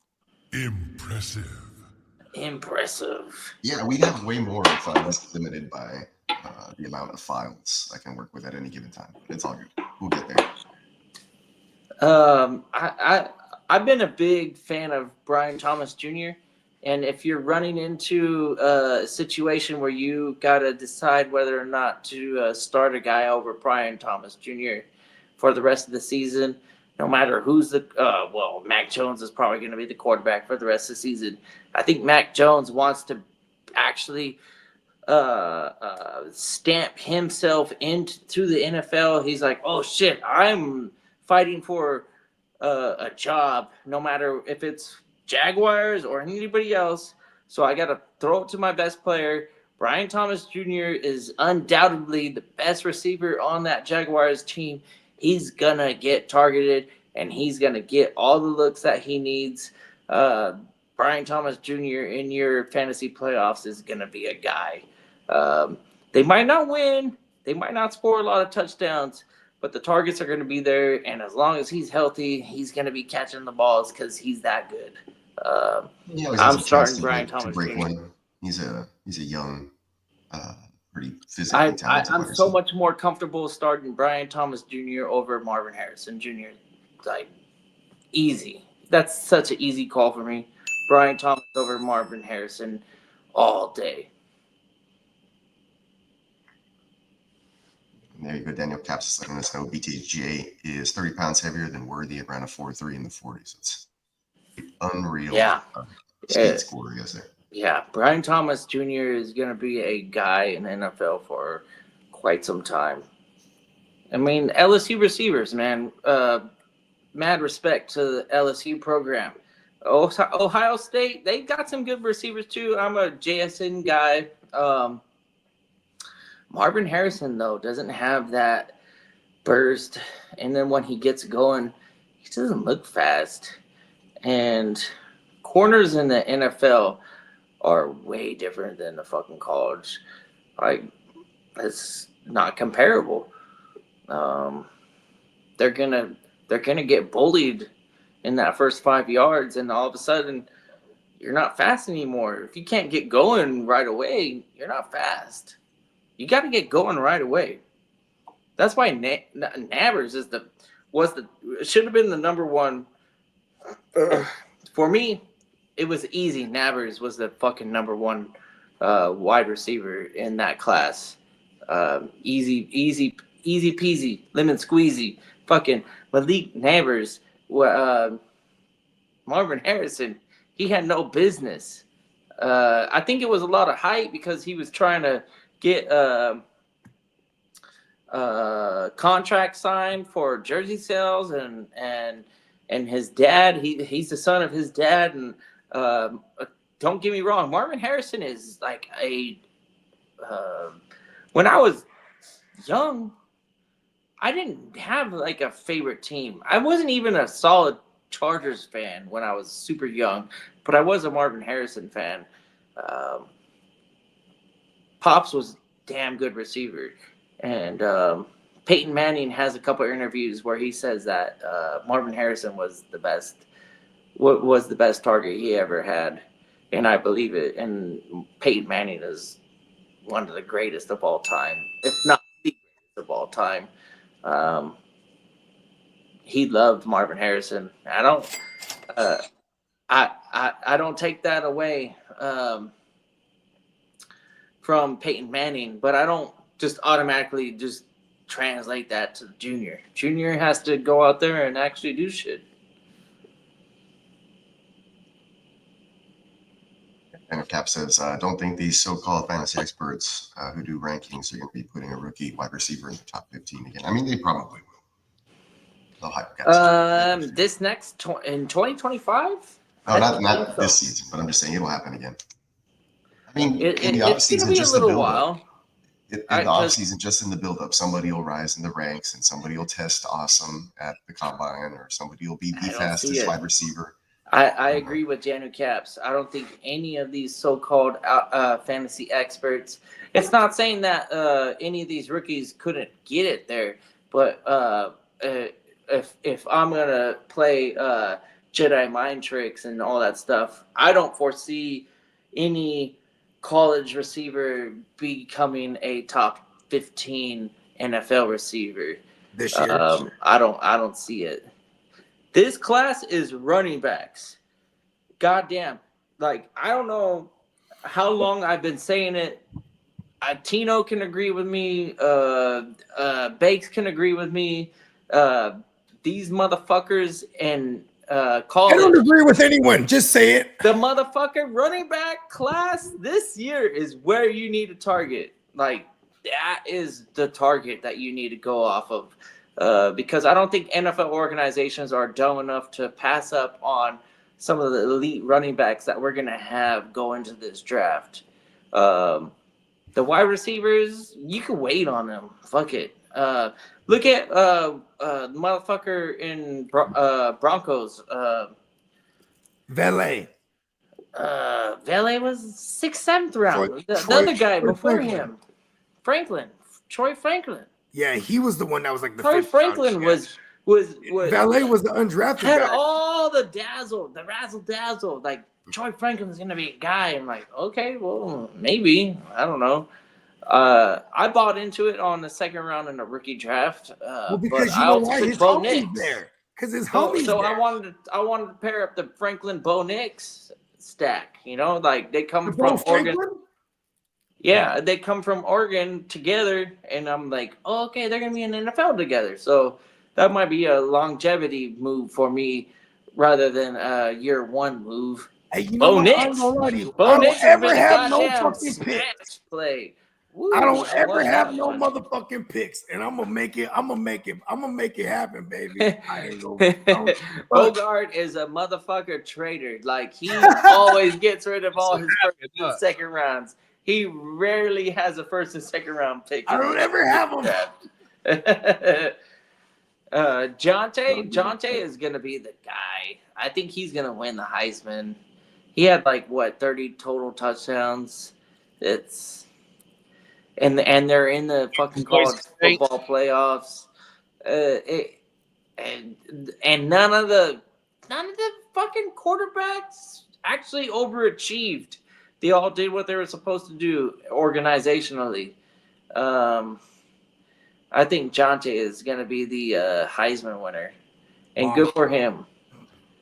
Chargers defense or Cowboys defense? Pause. Ooh, I'm going. I want Chargers. Baker and them. And then what's the other one? Chargers or Cowboys? Yeah, it's Chargers. My bad. That's at that point. I don't care who they're playing. I mean, even Cowboys losing Overshown. That's another part of the news that we kind of shout out to the ear to the streets. We're missing one of the links. I'm like, oh shit, that's right. But yeah, he definitely Overshown. He got hurt bad, right? Yeah, I think he done. Yeah, and I think they're talking about like it's so bad, like they're hoping for like a 2025 return. That's how bad it is. They're thinking like they're like, you have 2026 for sure. 2026 for sure, right? This shit crazy. Yeah, man. Shout out to the kid, man. No need for the doctor drop on that one because I don't want to make fun of that kid because man, they talking about structural damage and reconstructive, all kind of like damn. That's crazy, big bro. Yeah.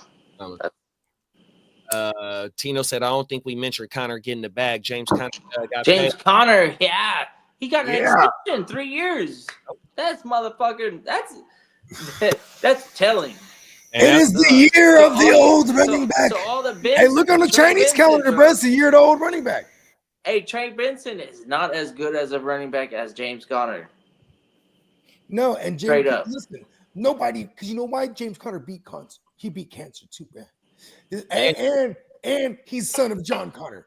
And he made it through the whole season too. Knock on wood, but he done been putting it down, bro. 100%. Hey, Trey Benson exists to help him survive.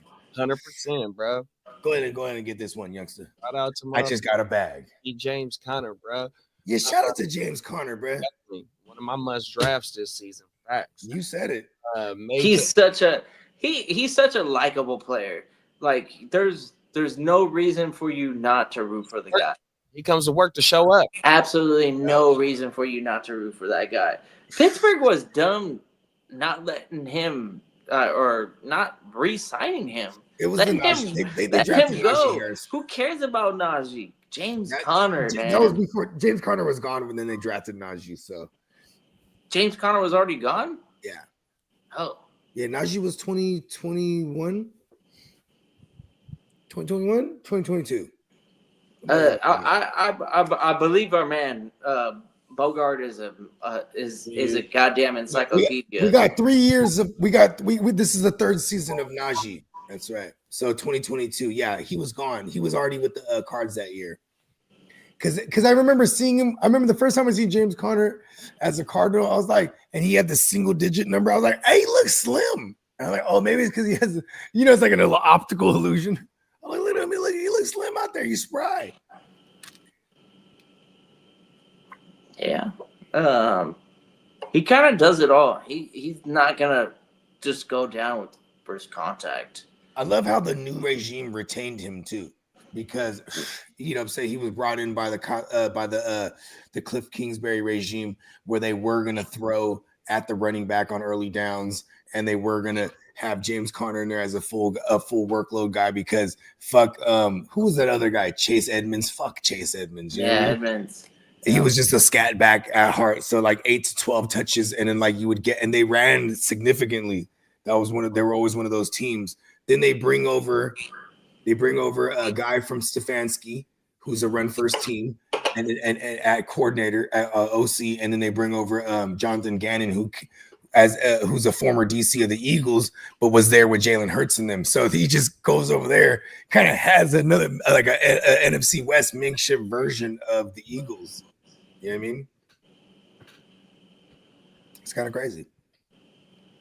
Bake said made it to the playoffs in 9 out of 11 leagues. Got Let's 3 go. buys this week. Let's go, bro. Let's go, Bakes. Now we know Bakes. Bakes just beat my ass in one of these leagues that he has the bye weekend that he's talking about, right? But due to other people beating each other up, I got in that motherfucker. Let's go. Talk about it. Woo! I've never thought I would get in at 7-7. I have 4 teams in at 7-7. I'm like, yes, let's go, because there were so many people beat up, and I was so beat up because that's why I'm 7-7. Like, you know, I'm healthy now. Let's go. We're gonna put our best foot forward. Cap said, hope to see Cam Ward throw passes to the Bugatti himself, Brock Bowers, next year. There you go. Hold on, I gotta go. I'm worried about Puka is he dives a lot. It's also why he's good. He tries for the ball, tries for every ball. 100%.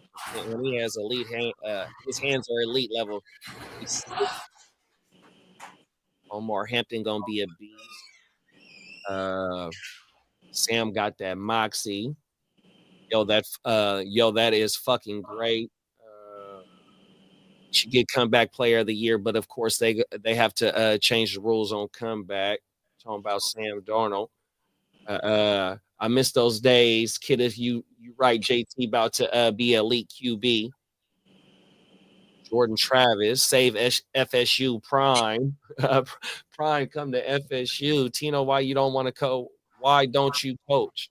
Oh, now 19 want to thank the Jets for taking Adams' contract off our hands and giving us a third round pick, a high third round pick. Man, sometimes I think about just randomly going up to a high school and be like, "Hey, do you guys need a coach?" Come on, man. Honestly, I would love to get out there and be defensive coordinator. First of all, I fuck with defense more than offense, but then developing an actual program and maybe a relationship with all the other coaching staff and maybe becoming a head coach of a high school football team. That sounds so fucking tight to me. Yeah. I don't know though. Like, I don't know how to get myself out there. I don't have a son out here. I have a daughter. She's not playing football. She's in Texas. But yeah, I feel like I could lead a goddamn high school football team. That shit would be tight one day. I think you could go on the One of my friends that are coaches at high school, at the high school level. check on the CIF on the CFI website. That's the whole state of California. I think all you got to do is just get certified, big bro. Everything. I know some coaches out here in Sacramento. I'm not trying to get paid. I just think it would be really cool to go up against like a motherfuckers out here. We've got some of the best goddamn high school football teams in the whole country, like for real in Southern California. But Santa Ana is not too far away from me, and they play in a goddamn stadium. That's just tight, dude. Like they have an actual a stadium built somewhat similar to what the Chargers used to play in back in the days. Like the same style. They could put like 5,000 people in that fucking in that stadium. That's crazy. They shoot fireworks. They do all this shit. Big business down there, bro. Oh my mama. 100%. Yeah, I've heard of modern day. What else is another school out there I heard of? I think it's what's the other school in San Diego where Alex Smith and Reggie Bush went to? Oh, that's Helix. Helix, okay. Yeah. But modern day is kind of like the Southern California. Like modern day is I want to say they're probably ranked top 3 in the whole country for the last 10 years. We got De La Salle up here. That's where MJD went to. They won like 110 games straight. De La Salle put out a lot of NFL players too. That's right there in Antioch. Okay, yeah. On the other side of the bay, like when you first coming into the bay, when you coming from SAC, coming up from this way, Yeah, they got a story program up here. 100%. Yeah. Man, Modern Day is out of my town. That's Santa Ana.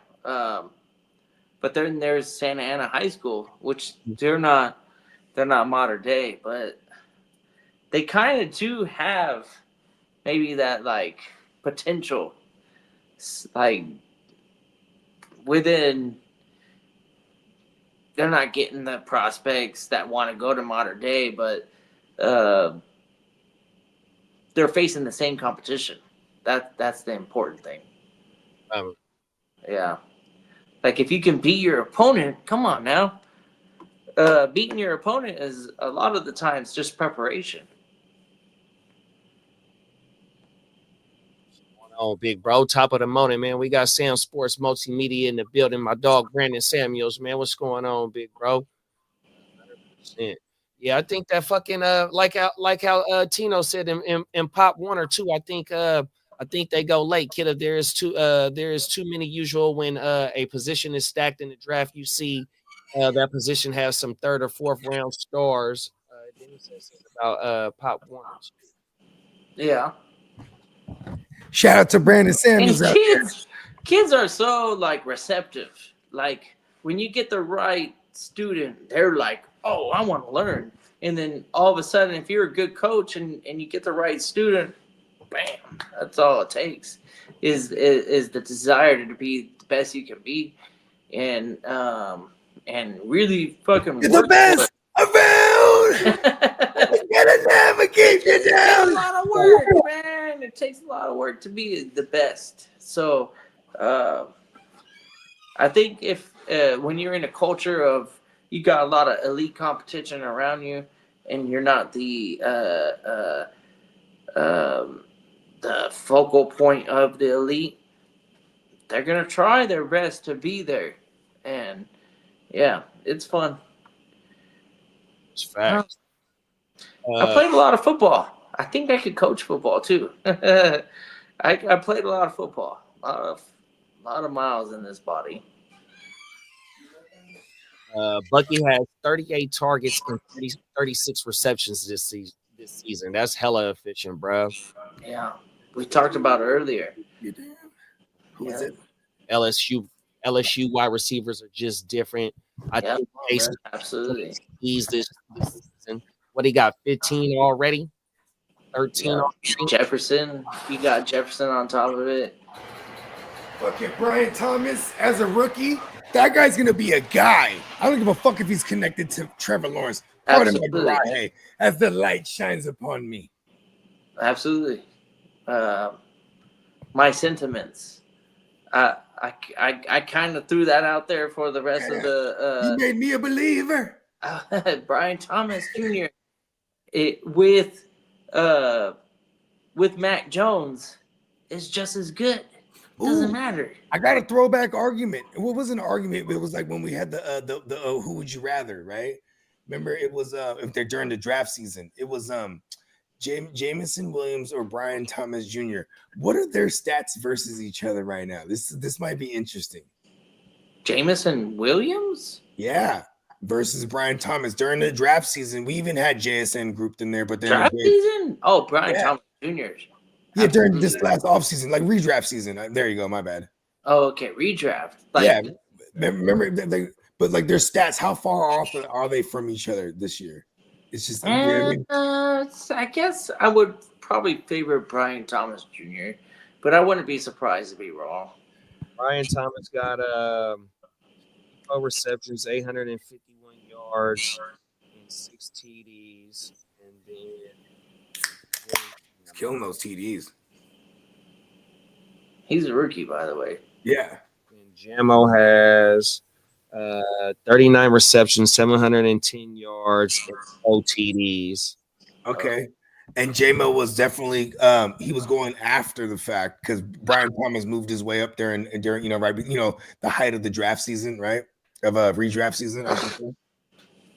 That's pretty interesting. They're not He's that far competing off. with the Lad McConkey's. Yeah, you know who was Lad lost out there? The Ricky The Lad was Bush being drafted. Senior Bowl and was like, I want that guy.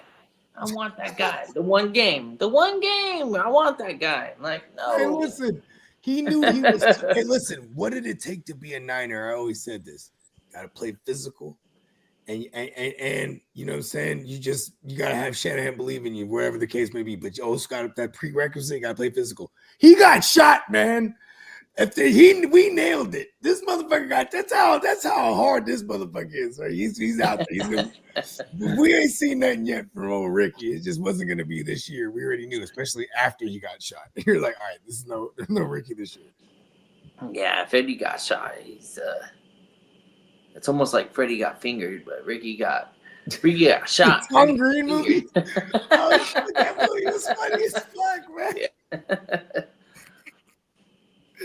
He threw it back with the Freddie got fingered pause. Sam Sports, search your local school's football season just ended. Go up to the school, ask for the AD. So shout out to Sam Sports, man. Good looking out. Yeah. Yeah, and then you just got to get the little heads up certifications and stuff and whatnot, Yeah. and then you can get in there and start applying for real. You know what I mean? Yeah. That'd be dope. Cause you did coach. What was it? It wasn't football. Baseball. Baseball. I'm a pitching coach by natural instincts. I can. You know what's funny? It's like the Cricket Bogart, right? When he told me this when we were in Vegas, I was like, we should probably put some bets down, man. We did a lot of psychedelics, and it's like, I'm not gambling. Because I'm like, if you know pitching, you know who to bet on when you put betting on baseball. I don't know baseball like that. You know what I mean? Yeah. So I was willing to just backpack whatever he was willing to tell me. Like, listen, we're about to go crazy. And he said, since you in Cali, the season might go longer out there. You ain't lying. It started earlier too. It's the first sport of the year, so you're practicing probably like 3 or 4 weeks before school starts, and then when school starts, you get your first game. You do You got kind of like a long-haired Sean Payne thing going on. a 10-game season. Lots of traveling. That it's a big commitment. It's a lot of lost sleep. But you don't even sleep anymore, man. Actually, he does. A lot of lost as much as you work graveyard, you sleep like you probably sleep more than all of us. I ain't gonna lie. On my days off, especially, yeah. But that Friday nights, that's game day. So if I'm the varsity coach, then Friday nights is the JV freshman. You got Thursday nights. Yeah. Boom. So Saturday I would start with JV most likely, unless I go to some random school or whatever, and I convince them to be like, hey, come on, give me a shot. Well, let me take you guys down an orange. I do have a college scholarship. One day there was a young kitty cat, and this kitty cat said, "I love roller coasters," and then became the grown cat, the feline that now fixes roller coasters legit. You know what I mean? When you say you want to coach, I believe you. When you're talking to me, you're talking about a man who actually goes out and achieves everything that he dreams. Yes, exactly. That's what I was getting at. When he says he wants to coach, I'm like, let's do it. Let me be the coordinator. Yeah. It'd be JD, and I'd just be the assistant. Oh man. Could you imagine if me and JD actually had a team? Oh, forget about it. Peacock, bro. Like, I'm still up for that challenge. I think we talked about this one time. And then Peacock could be a receiver, I'll be a DB, and then we'll just at it for as long as we can, and then see who can come out on top, bro. You gotta give me like 30 minutes to stretch and warm up. For sure. I am 200 and probably closer to 220 pounds right now. I'm not. I'm about 180. I'm you got a good 40 pounds on me. I should be closer to your weight, but I'm not. I eat like a whole barbecue pit. Oh Oh wow, Tino. He says the JV played Friday before the varsity night game. That's wild to me. So JB should not play on Friday night. Yeah, that's crazy. You got to get them started early, like right after school or something. We did that on Thursdays, but it'd be like the freshman played Yeah, their freshman game, play, Thursday and then the JV. here. Tino, And then the you JV never, played right after on ever, Thursday. ever gonna hit a home run off of me. I'm sorry. I only hit Never. one little league home run Never. when I was You're not hitting a home run off of me. went over the fence using like a -11. I'm probably gonna back you off the plate so bad that the outside corner is gonna be so open for me, and then all I gotta do is put a baseball outside of the corner, and you're never gonna hit it. No way, no fucking way, man. He wants to hit a home run off of me. Okay, that's crazy. Are we talking wooden bats? Yes, absolutely. We're talking wooden bats. That's wild. I don't think I have the power to get it, get it 400 feet or 330. Even if maybe if I get a hold of one really good, I probably could. But I don't know about that at my age now. Yeah, I don't know. I will try and break your bat. I was gonna say my back. I will actually try. That would be my goal. So instead of trying I said the wrong momentarily. I think JD said it the other day. He's like, "Did you sleep on your stomach?"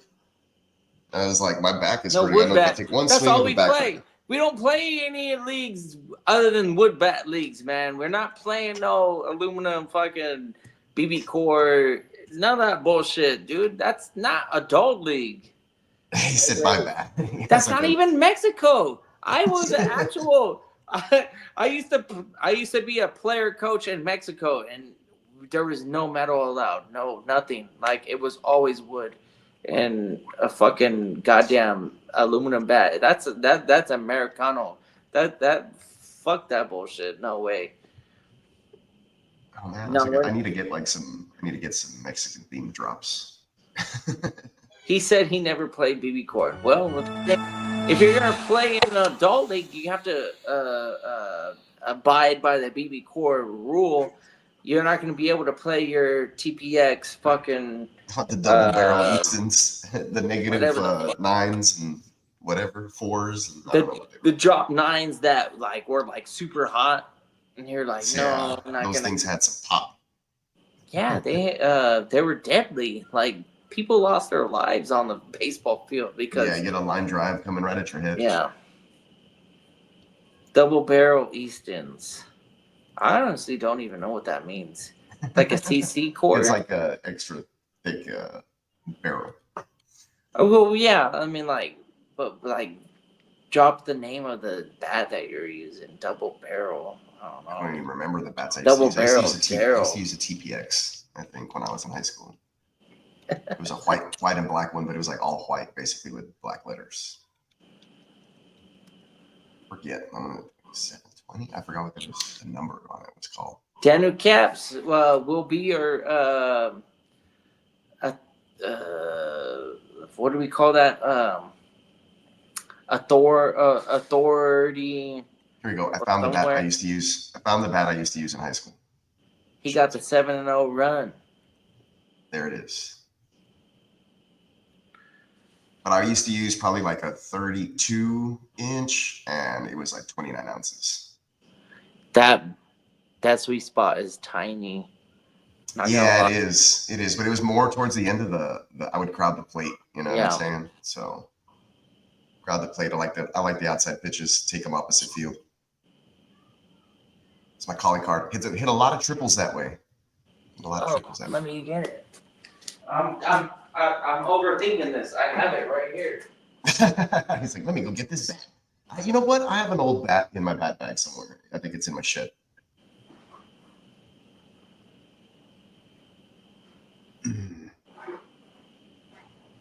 Tina says, give me a chance, bro. I only played high school baseball. Eastbound and down, says Dennis. Yeah, it was a pretty sweet bat. It's pretty cool. Pretty good bat. I mean, it was like the schools or one of the other guys on the team. I don't even remember, but it's like a team bat. I use it all the time. It's like, let me borrow that thing. It didn't matter. I would crowd the plate and usually take a pitch to the thigh or my butt cheek or my shoulder blade and get on base. Your on base percentage was nasty then. It was high, bro. And then I was like, okay, I'm on first base. Maybe I'm gonna go steal second. Like that was my deal, 100%. A base runner more than anything. I didn't have a lot of power. I'd hit a lot of ground balls or line drives. So I remember my coach in high school was like, we got to get you hitting for power. Send these out into the gap. I was like, well, no. I mean, I'm hitting for contact, and you can put me at the top of the lineup, and I'll get on base. And then we'll go from there. 100%. Trying to make everybody a cleanup hitter out there.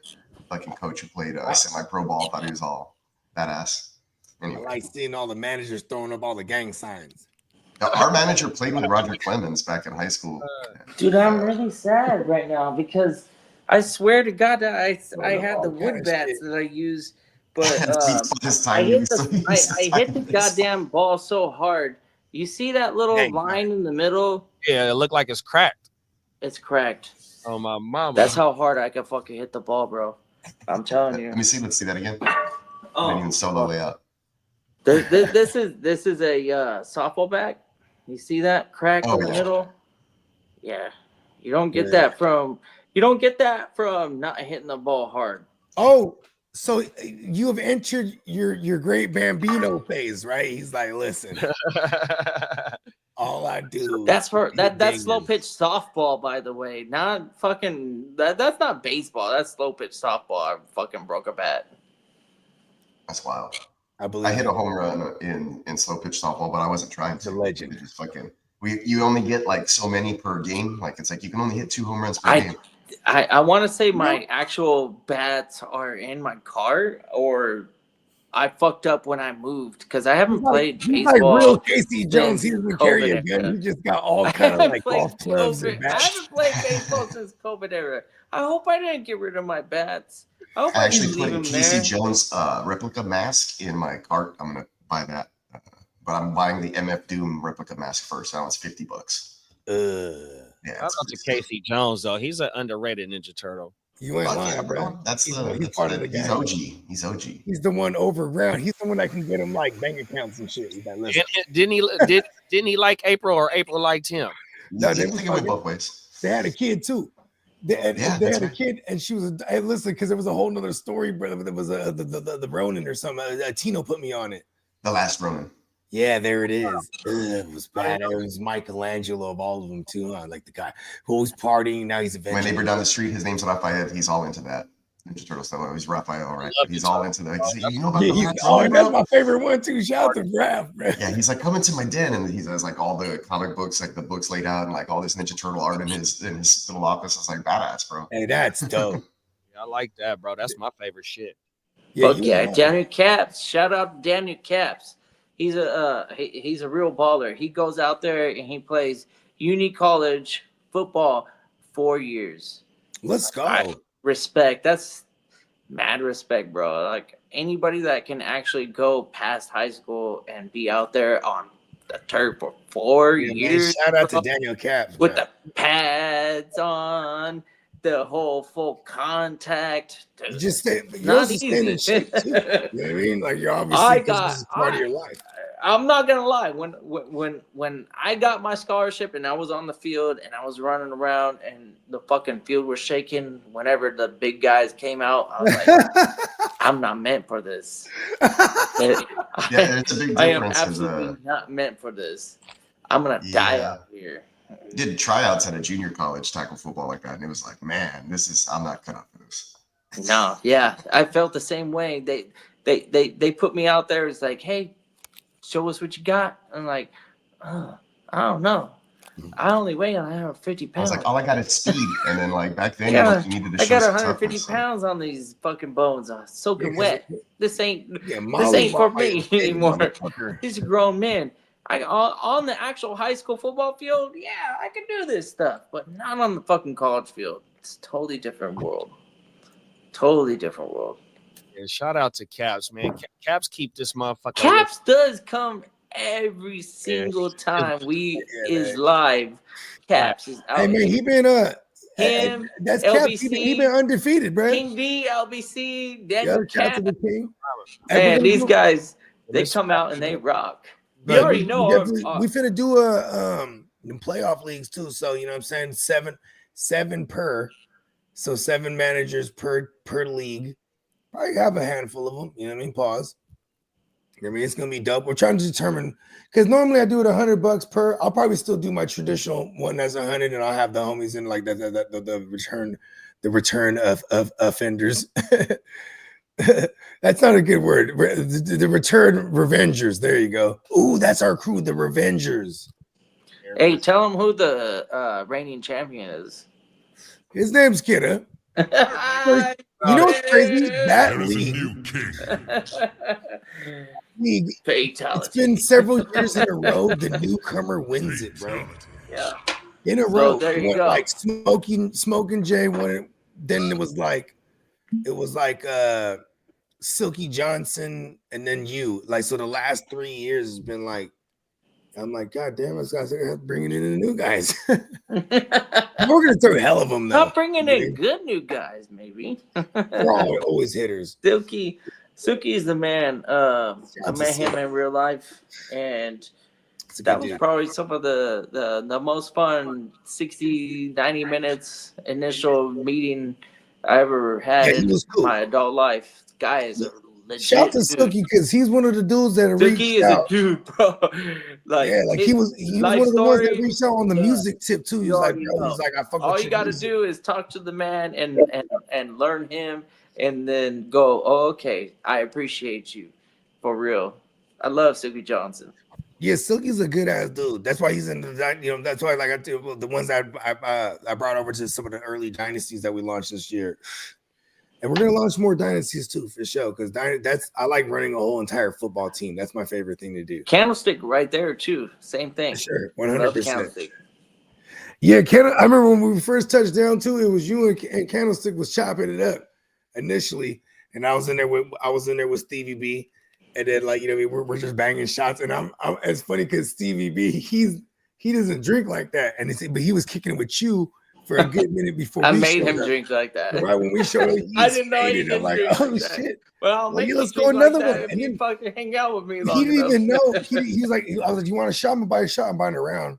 He's like, I'll just get whatever you have. I'm like, what have you been drinking? You know what I mean? Because I'm like, I don't want to veer you off. He's like, I'll just whatever. That's how you know he doesn't really drink like that. You know what I mean? He's just like, yeah, okay, yeah. He's just appreciating anyone buying him a drink. He's throwing it all in the tank. Even when I throw him one of the cubes, one of the allegeds, right? He thought it was just a THC joint. It had nothing to do with THC. He's like, oh shit. 0 THC. He was like, oh shit. I was like, oh shit, my man. I thought I gave a whole speech, like a whole fucking Bo Pacino fucking speech. Like, all right, this is what we're gonna do. We're gonna eat these cubes. We gonna get in these don't logos. give a fuck when we're actually like rocking together. Like, rules they're there, but how relevant are they? See, that's the thing too. Is like when we're doing a draft, we always said it's like man, it's a bunch of grown ass men doing a draft, but then like it's like our chance to do like the same ass shit we used to do with like little youngsters. You know what I mean? Yeah. You know what I mean? Hey, we'll pay for it later, dude. It was it's definitely fun being with Bogart. So, yes, I agree. I live with me every day, and it's awesome. Being with Bogart. That's some of the kindest words I've ever heard. I ain't gonna lie. Yes, because that's what I'm about, though. I get it from my fun. pops. My pops was always the master of ceremony. You know what I mean? Yeah. Like everybody's laughing, everybody's having a good time, right? Because we're just it's genuine. That's what I'm saying, though. It's genuine, right? Where it's like, all right, we're not just like trying to appease people. Because really, if someone's irritating the fuck on me, we're not having that shit. Killjoy, like, you know what I mean? There's never a fucking fuck that guy. You know fuck that guy, yeah. Yep. It's funny too because we got this run-on joke that me and Steamboat. Because first of all, just to keep bringing y'all up to speed on the league that is not irrelevant, but we always. It's not relevant to y'all, but we always bring it up. It's the East Side League because this is one of the ones that's became near and dear to my heart over the years because I hate everyone in that motherfucker. You know what I mean? Total home home league aspect. You know what I mean? But $200, 14 teamer. You know what I'm saying? And I've just been dominating, but I can't close the deal. You know what I mean?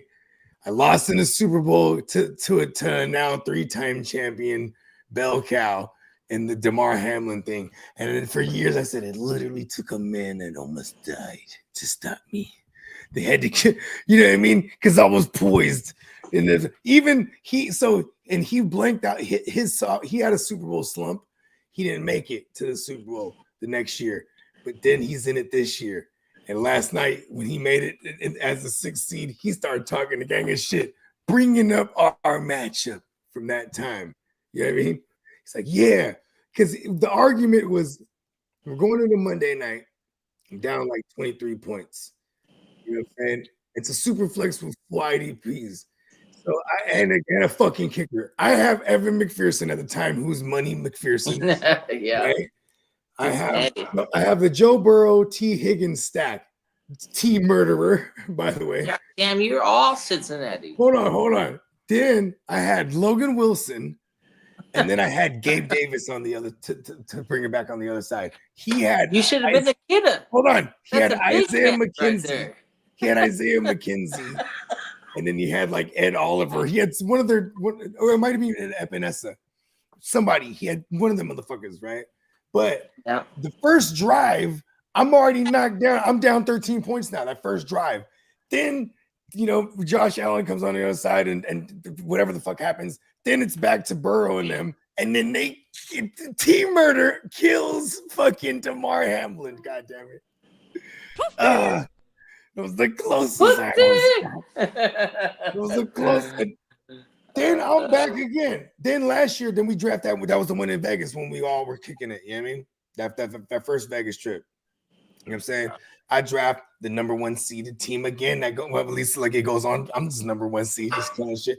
But then I get cursed by the Reaper. He said, I have to have the context of this. There's this guy named Hinnock. Because everyone needs to know his name because he's the Reaper. And we kept telling him for years, you're the Reaper, bro, because he's never made the playoffs for 8 years straight. At this point, it was 7 years, right? And me and Steamboat, we ragging on him. We be on a 3-way for like we're fucking junior high kids and shit. You know what I'm saying? Just on a 3-way, like just ragging on him. Like, man, it's because you're the fucking Reaper. Look at your whole team. Everyone you have you kill them. Then he says, I curse both of you, right? He says like this, I curse both of you. He's like, because first of all, he kept saying for years he doesn't believe in this Reaper shit. So then now he embraced it for that moment. He curses us. My team fucking dies on me. And then before the playoffs, I get in there just limping and I fucking. And this year, same thing. Just fucking dying left and right. I was the number 1 seed the whole fucking way because they can't fucking stop me. And this motherfucking Derek Carr just died on me. And I swear to God, I've only had Baker Mayfield and Derek fucking Carr this whole year. So when I think about it, I've really been playing with 1 QB this whole fucking time in the super flex. Fuck these motherfuckers. And Adam, I should have threw him off the balcony. That's the other one. In a fucking balcony match. Just match. Yeah, because now he's the number 2 seed. It's funny because Adam, he's a boxer, like legit. Shout out to my guy Pesci. And back in high school, he's a couple years older than us, but back in high school, we had this thing called the alley. It's between like these cribs, these 2 houses, but it went to like a cul-de-sac on the other side from one street to the next. So just between these fences that were backyards, it was like a little sidewalk walkway. But if everyone fucking would box in there, you know what I mean? And then, but Pesci, he was the king of the alley. You know what I mean? I've seen him knock out a Uso one time. He's a little Mexican, little dude, man. And now he boxes like semi-pro type of shit, right? So he's always like, anytime first of all, I always call him punch drunk behind his back. You know what I mean? Because he just loses his shit off of everything. What? Like I remember one time he traded for Laviska Shenault, and then Laviska Shenault had a Q tag on him. So we got him. Why you trade for a questionable guy? Then he got put on the IR. Then he was out for blood. The fuck, right? Now every time it's fantasy, he wants to fight. You know what I mean? But I saved his life in Vegas. You know what I mean? I saved his life. You know what I'm saying? This fool he was a little too. He couldn't get over the hump. on the Umis. You feel me? He was mad zoning. He came outside, and it's like 110 or whatever. He's like, he comes inside, he's just melting. You know what I'm saying? I'm on the same thing. I'm like, hey, bro, what are you doing out here, bro? Because first of all, get the fuck, I'm out here. What are you doing out here? Because I don't, you know, we're fantasy rivals, and we in real life we've bumped heads dozens of times. You know what I mean? And he's like, oh, bro, I just need to get some air. Stupid, why you come out here to get some air? You know what I mean? So you need to go inside where they're pumping in all that AC and oxygen. We're in a Vegas fucking hotel. They're bumping all kind of fucking oxygen this moment. You go inside, set your timer for 15 minutes. Come back in 15 minutes, and you're gonna be all right. Bro came back out in 15 minutes, like, you're right, Bogart.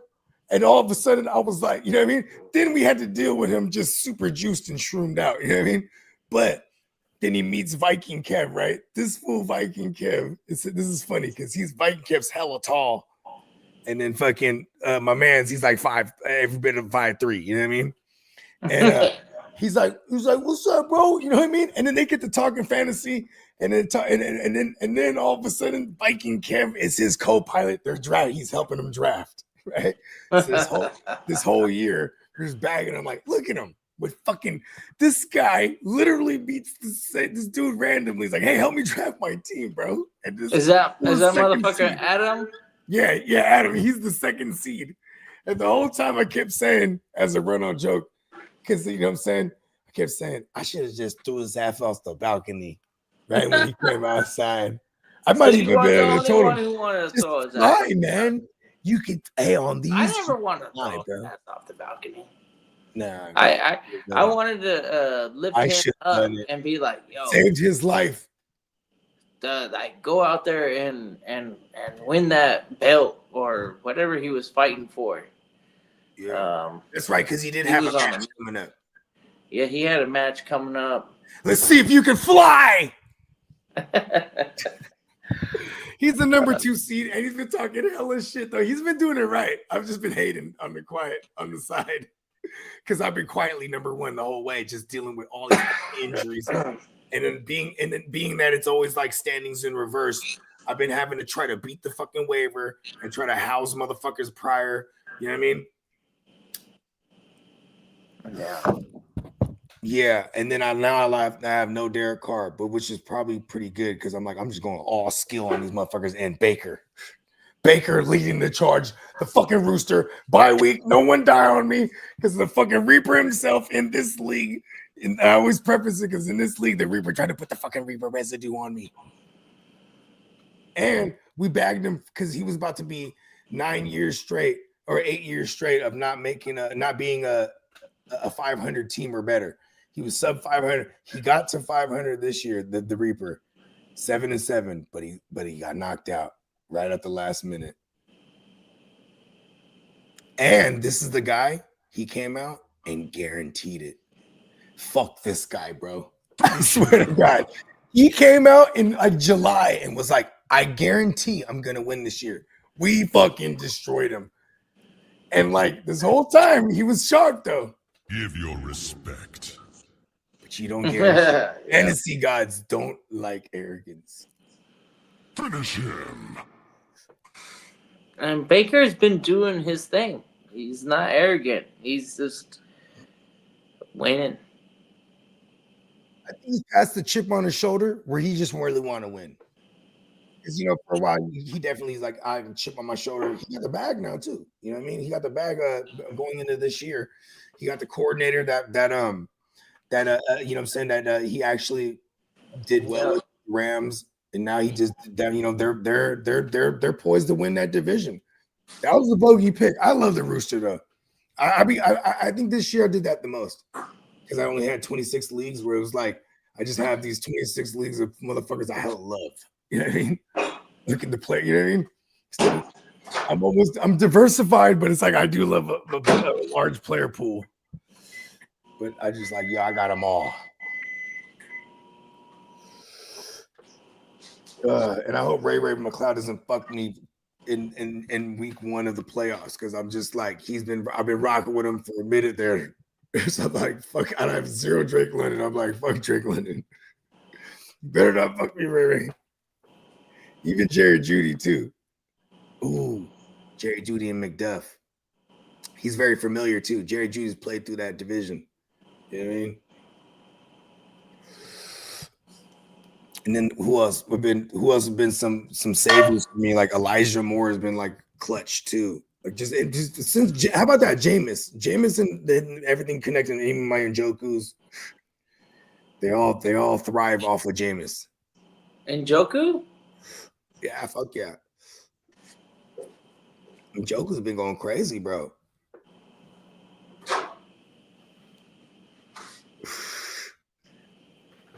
I just want to know why it's more on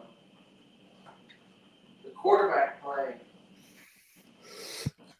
Jennings is another cat. Like Jennings been like, bruh, super clutch to have Jennings this year in a bunch of spots. Super clutch. Who else is some good ones this year? Damn, even the Zach Charbonnet, even if Ken Walker continues to be hurt and they continue to win without him, they're not going to rush him back. And what's crazy is like anytime there was a dry waiver wire week, we were just saying, yo, pick up the Charbonnets of the world, pick up the fucking whoever the fuck's all the backups. Now he's back.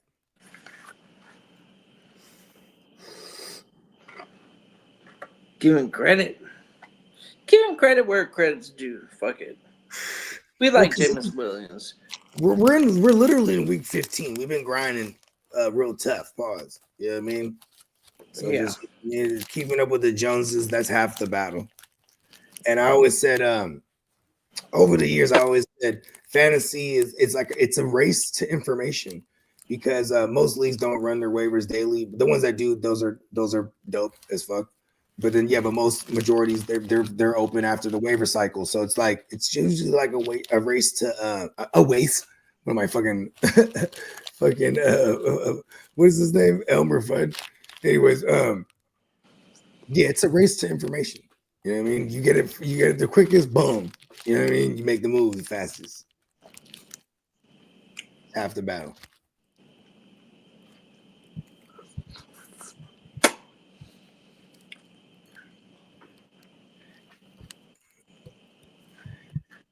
Short week.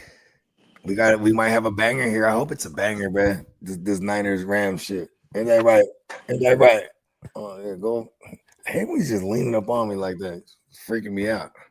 Come on, Bones. Personal space. That would be part of my character in the video game. I just go, and I send out like Bones just streaking across the thing. You know what I mean? Instead of like a fireball, I just send a Bones. Get the fuck out of here. Instead of come over here, it's like get the fuck out of here. Fuck out of here. Fuck out of here.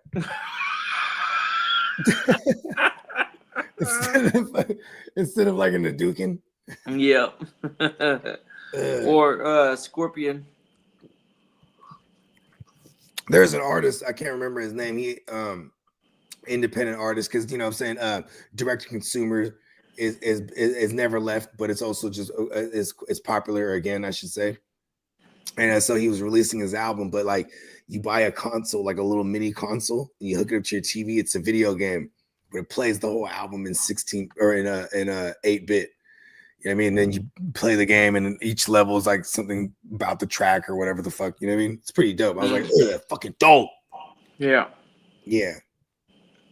Yeah, I'd love to have like a fighting video game. You know what I mean? We'll just take the skins from something. No Mercy or something. One of the wrestling games. Or like a Mortal Kombat. That would be dope, actually. I want a game where we can like kill people in combat.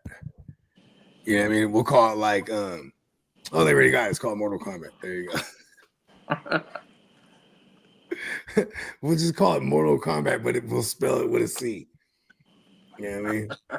Yeah, 2 T's at the end. But yeah, I think that's him. Go ahead. Yeah, I think that might be him. Not real fast. Yeah, you know what I'm saying? Everybody be sure. Check out neonpeacockmerch.com for all your fly GWN gear, all your cool drip just in general. You know what I mean? And not only just your drip, man, your house drip too, man. You can get some bed sheets, some shower curtains for real. You know? The shower curtains. You could. Got the trucker hat available now. Oh yeah, there it is. That's the one. Okay, I need to order this joint. Yes, get the new truck. Check out the new trucker hats. You know what I'm saying? So you get some of your favorite designs right there on the trucker hat. B, let's go. You know, be sure to check us out. I know we got a H-Town huddle in the works. Eventually, we will see the triumphant return. So just be on the lookout for that. And I think we might got the power hour tonight. I got to holler at Spencer last night. He was busy with his day job, so he can get it in. But just stay tuned. You know, hit that bell. You know what I mean? Because we just stay hitting y'all with isms just left and right. And if not, this is week 15, and we're in the dance, baby. Yeah, be on the lookout for the Power Hour, and in my humble opinion, check it out.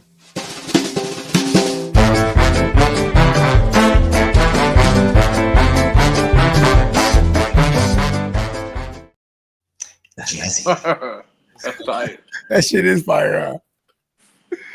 That's like Mardi Gras. You ain't lying. Facts. You know what I mean? And for my man Guccini JD, the Neon Peacock, and my man the Kitty Cat. Let's go. I'm Bogart Scott Free.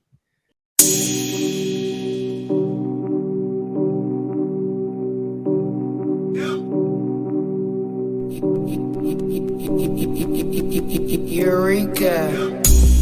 We make plays every day, yeah. We make plays every day, yeah.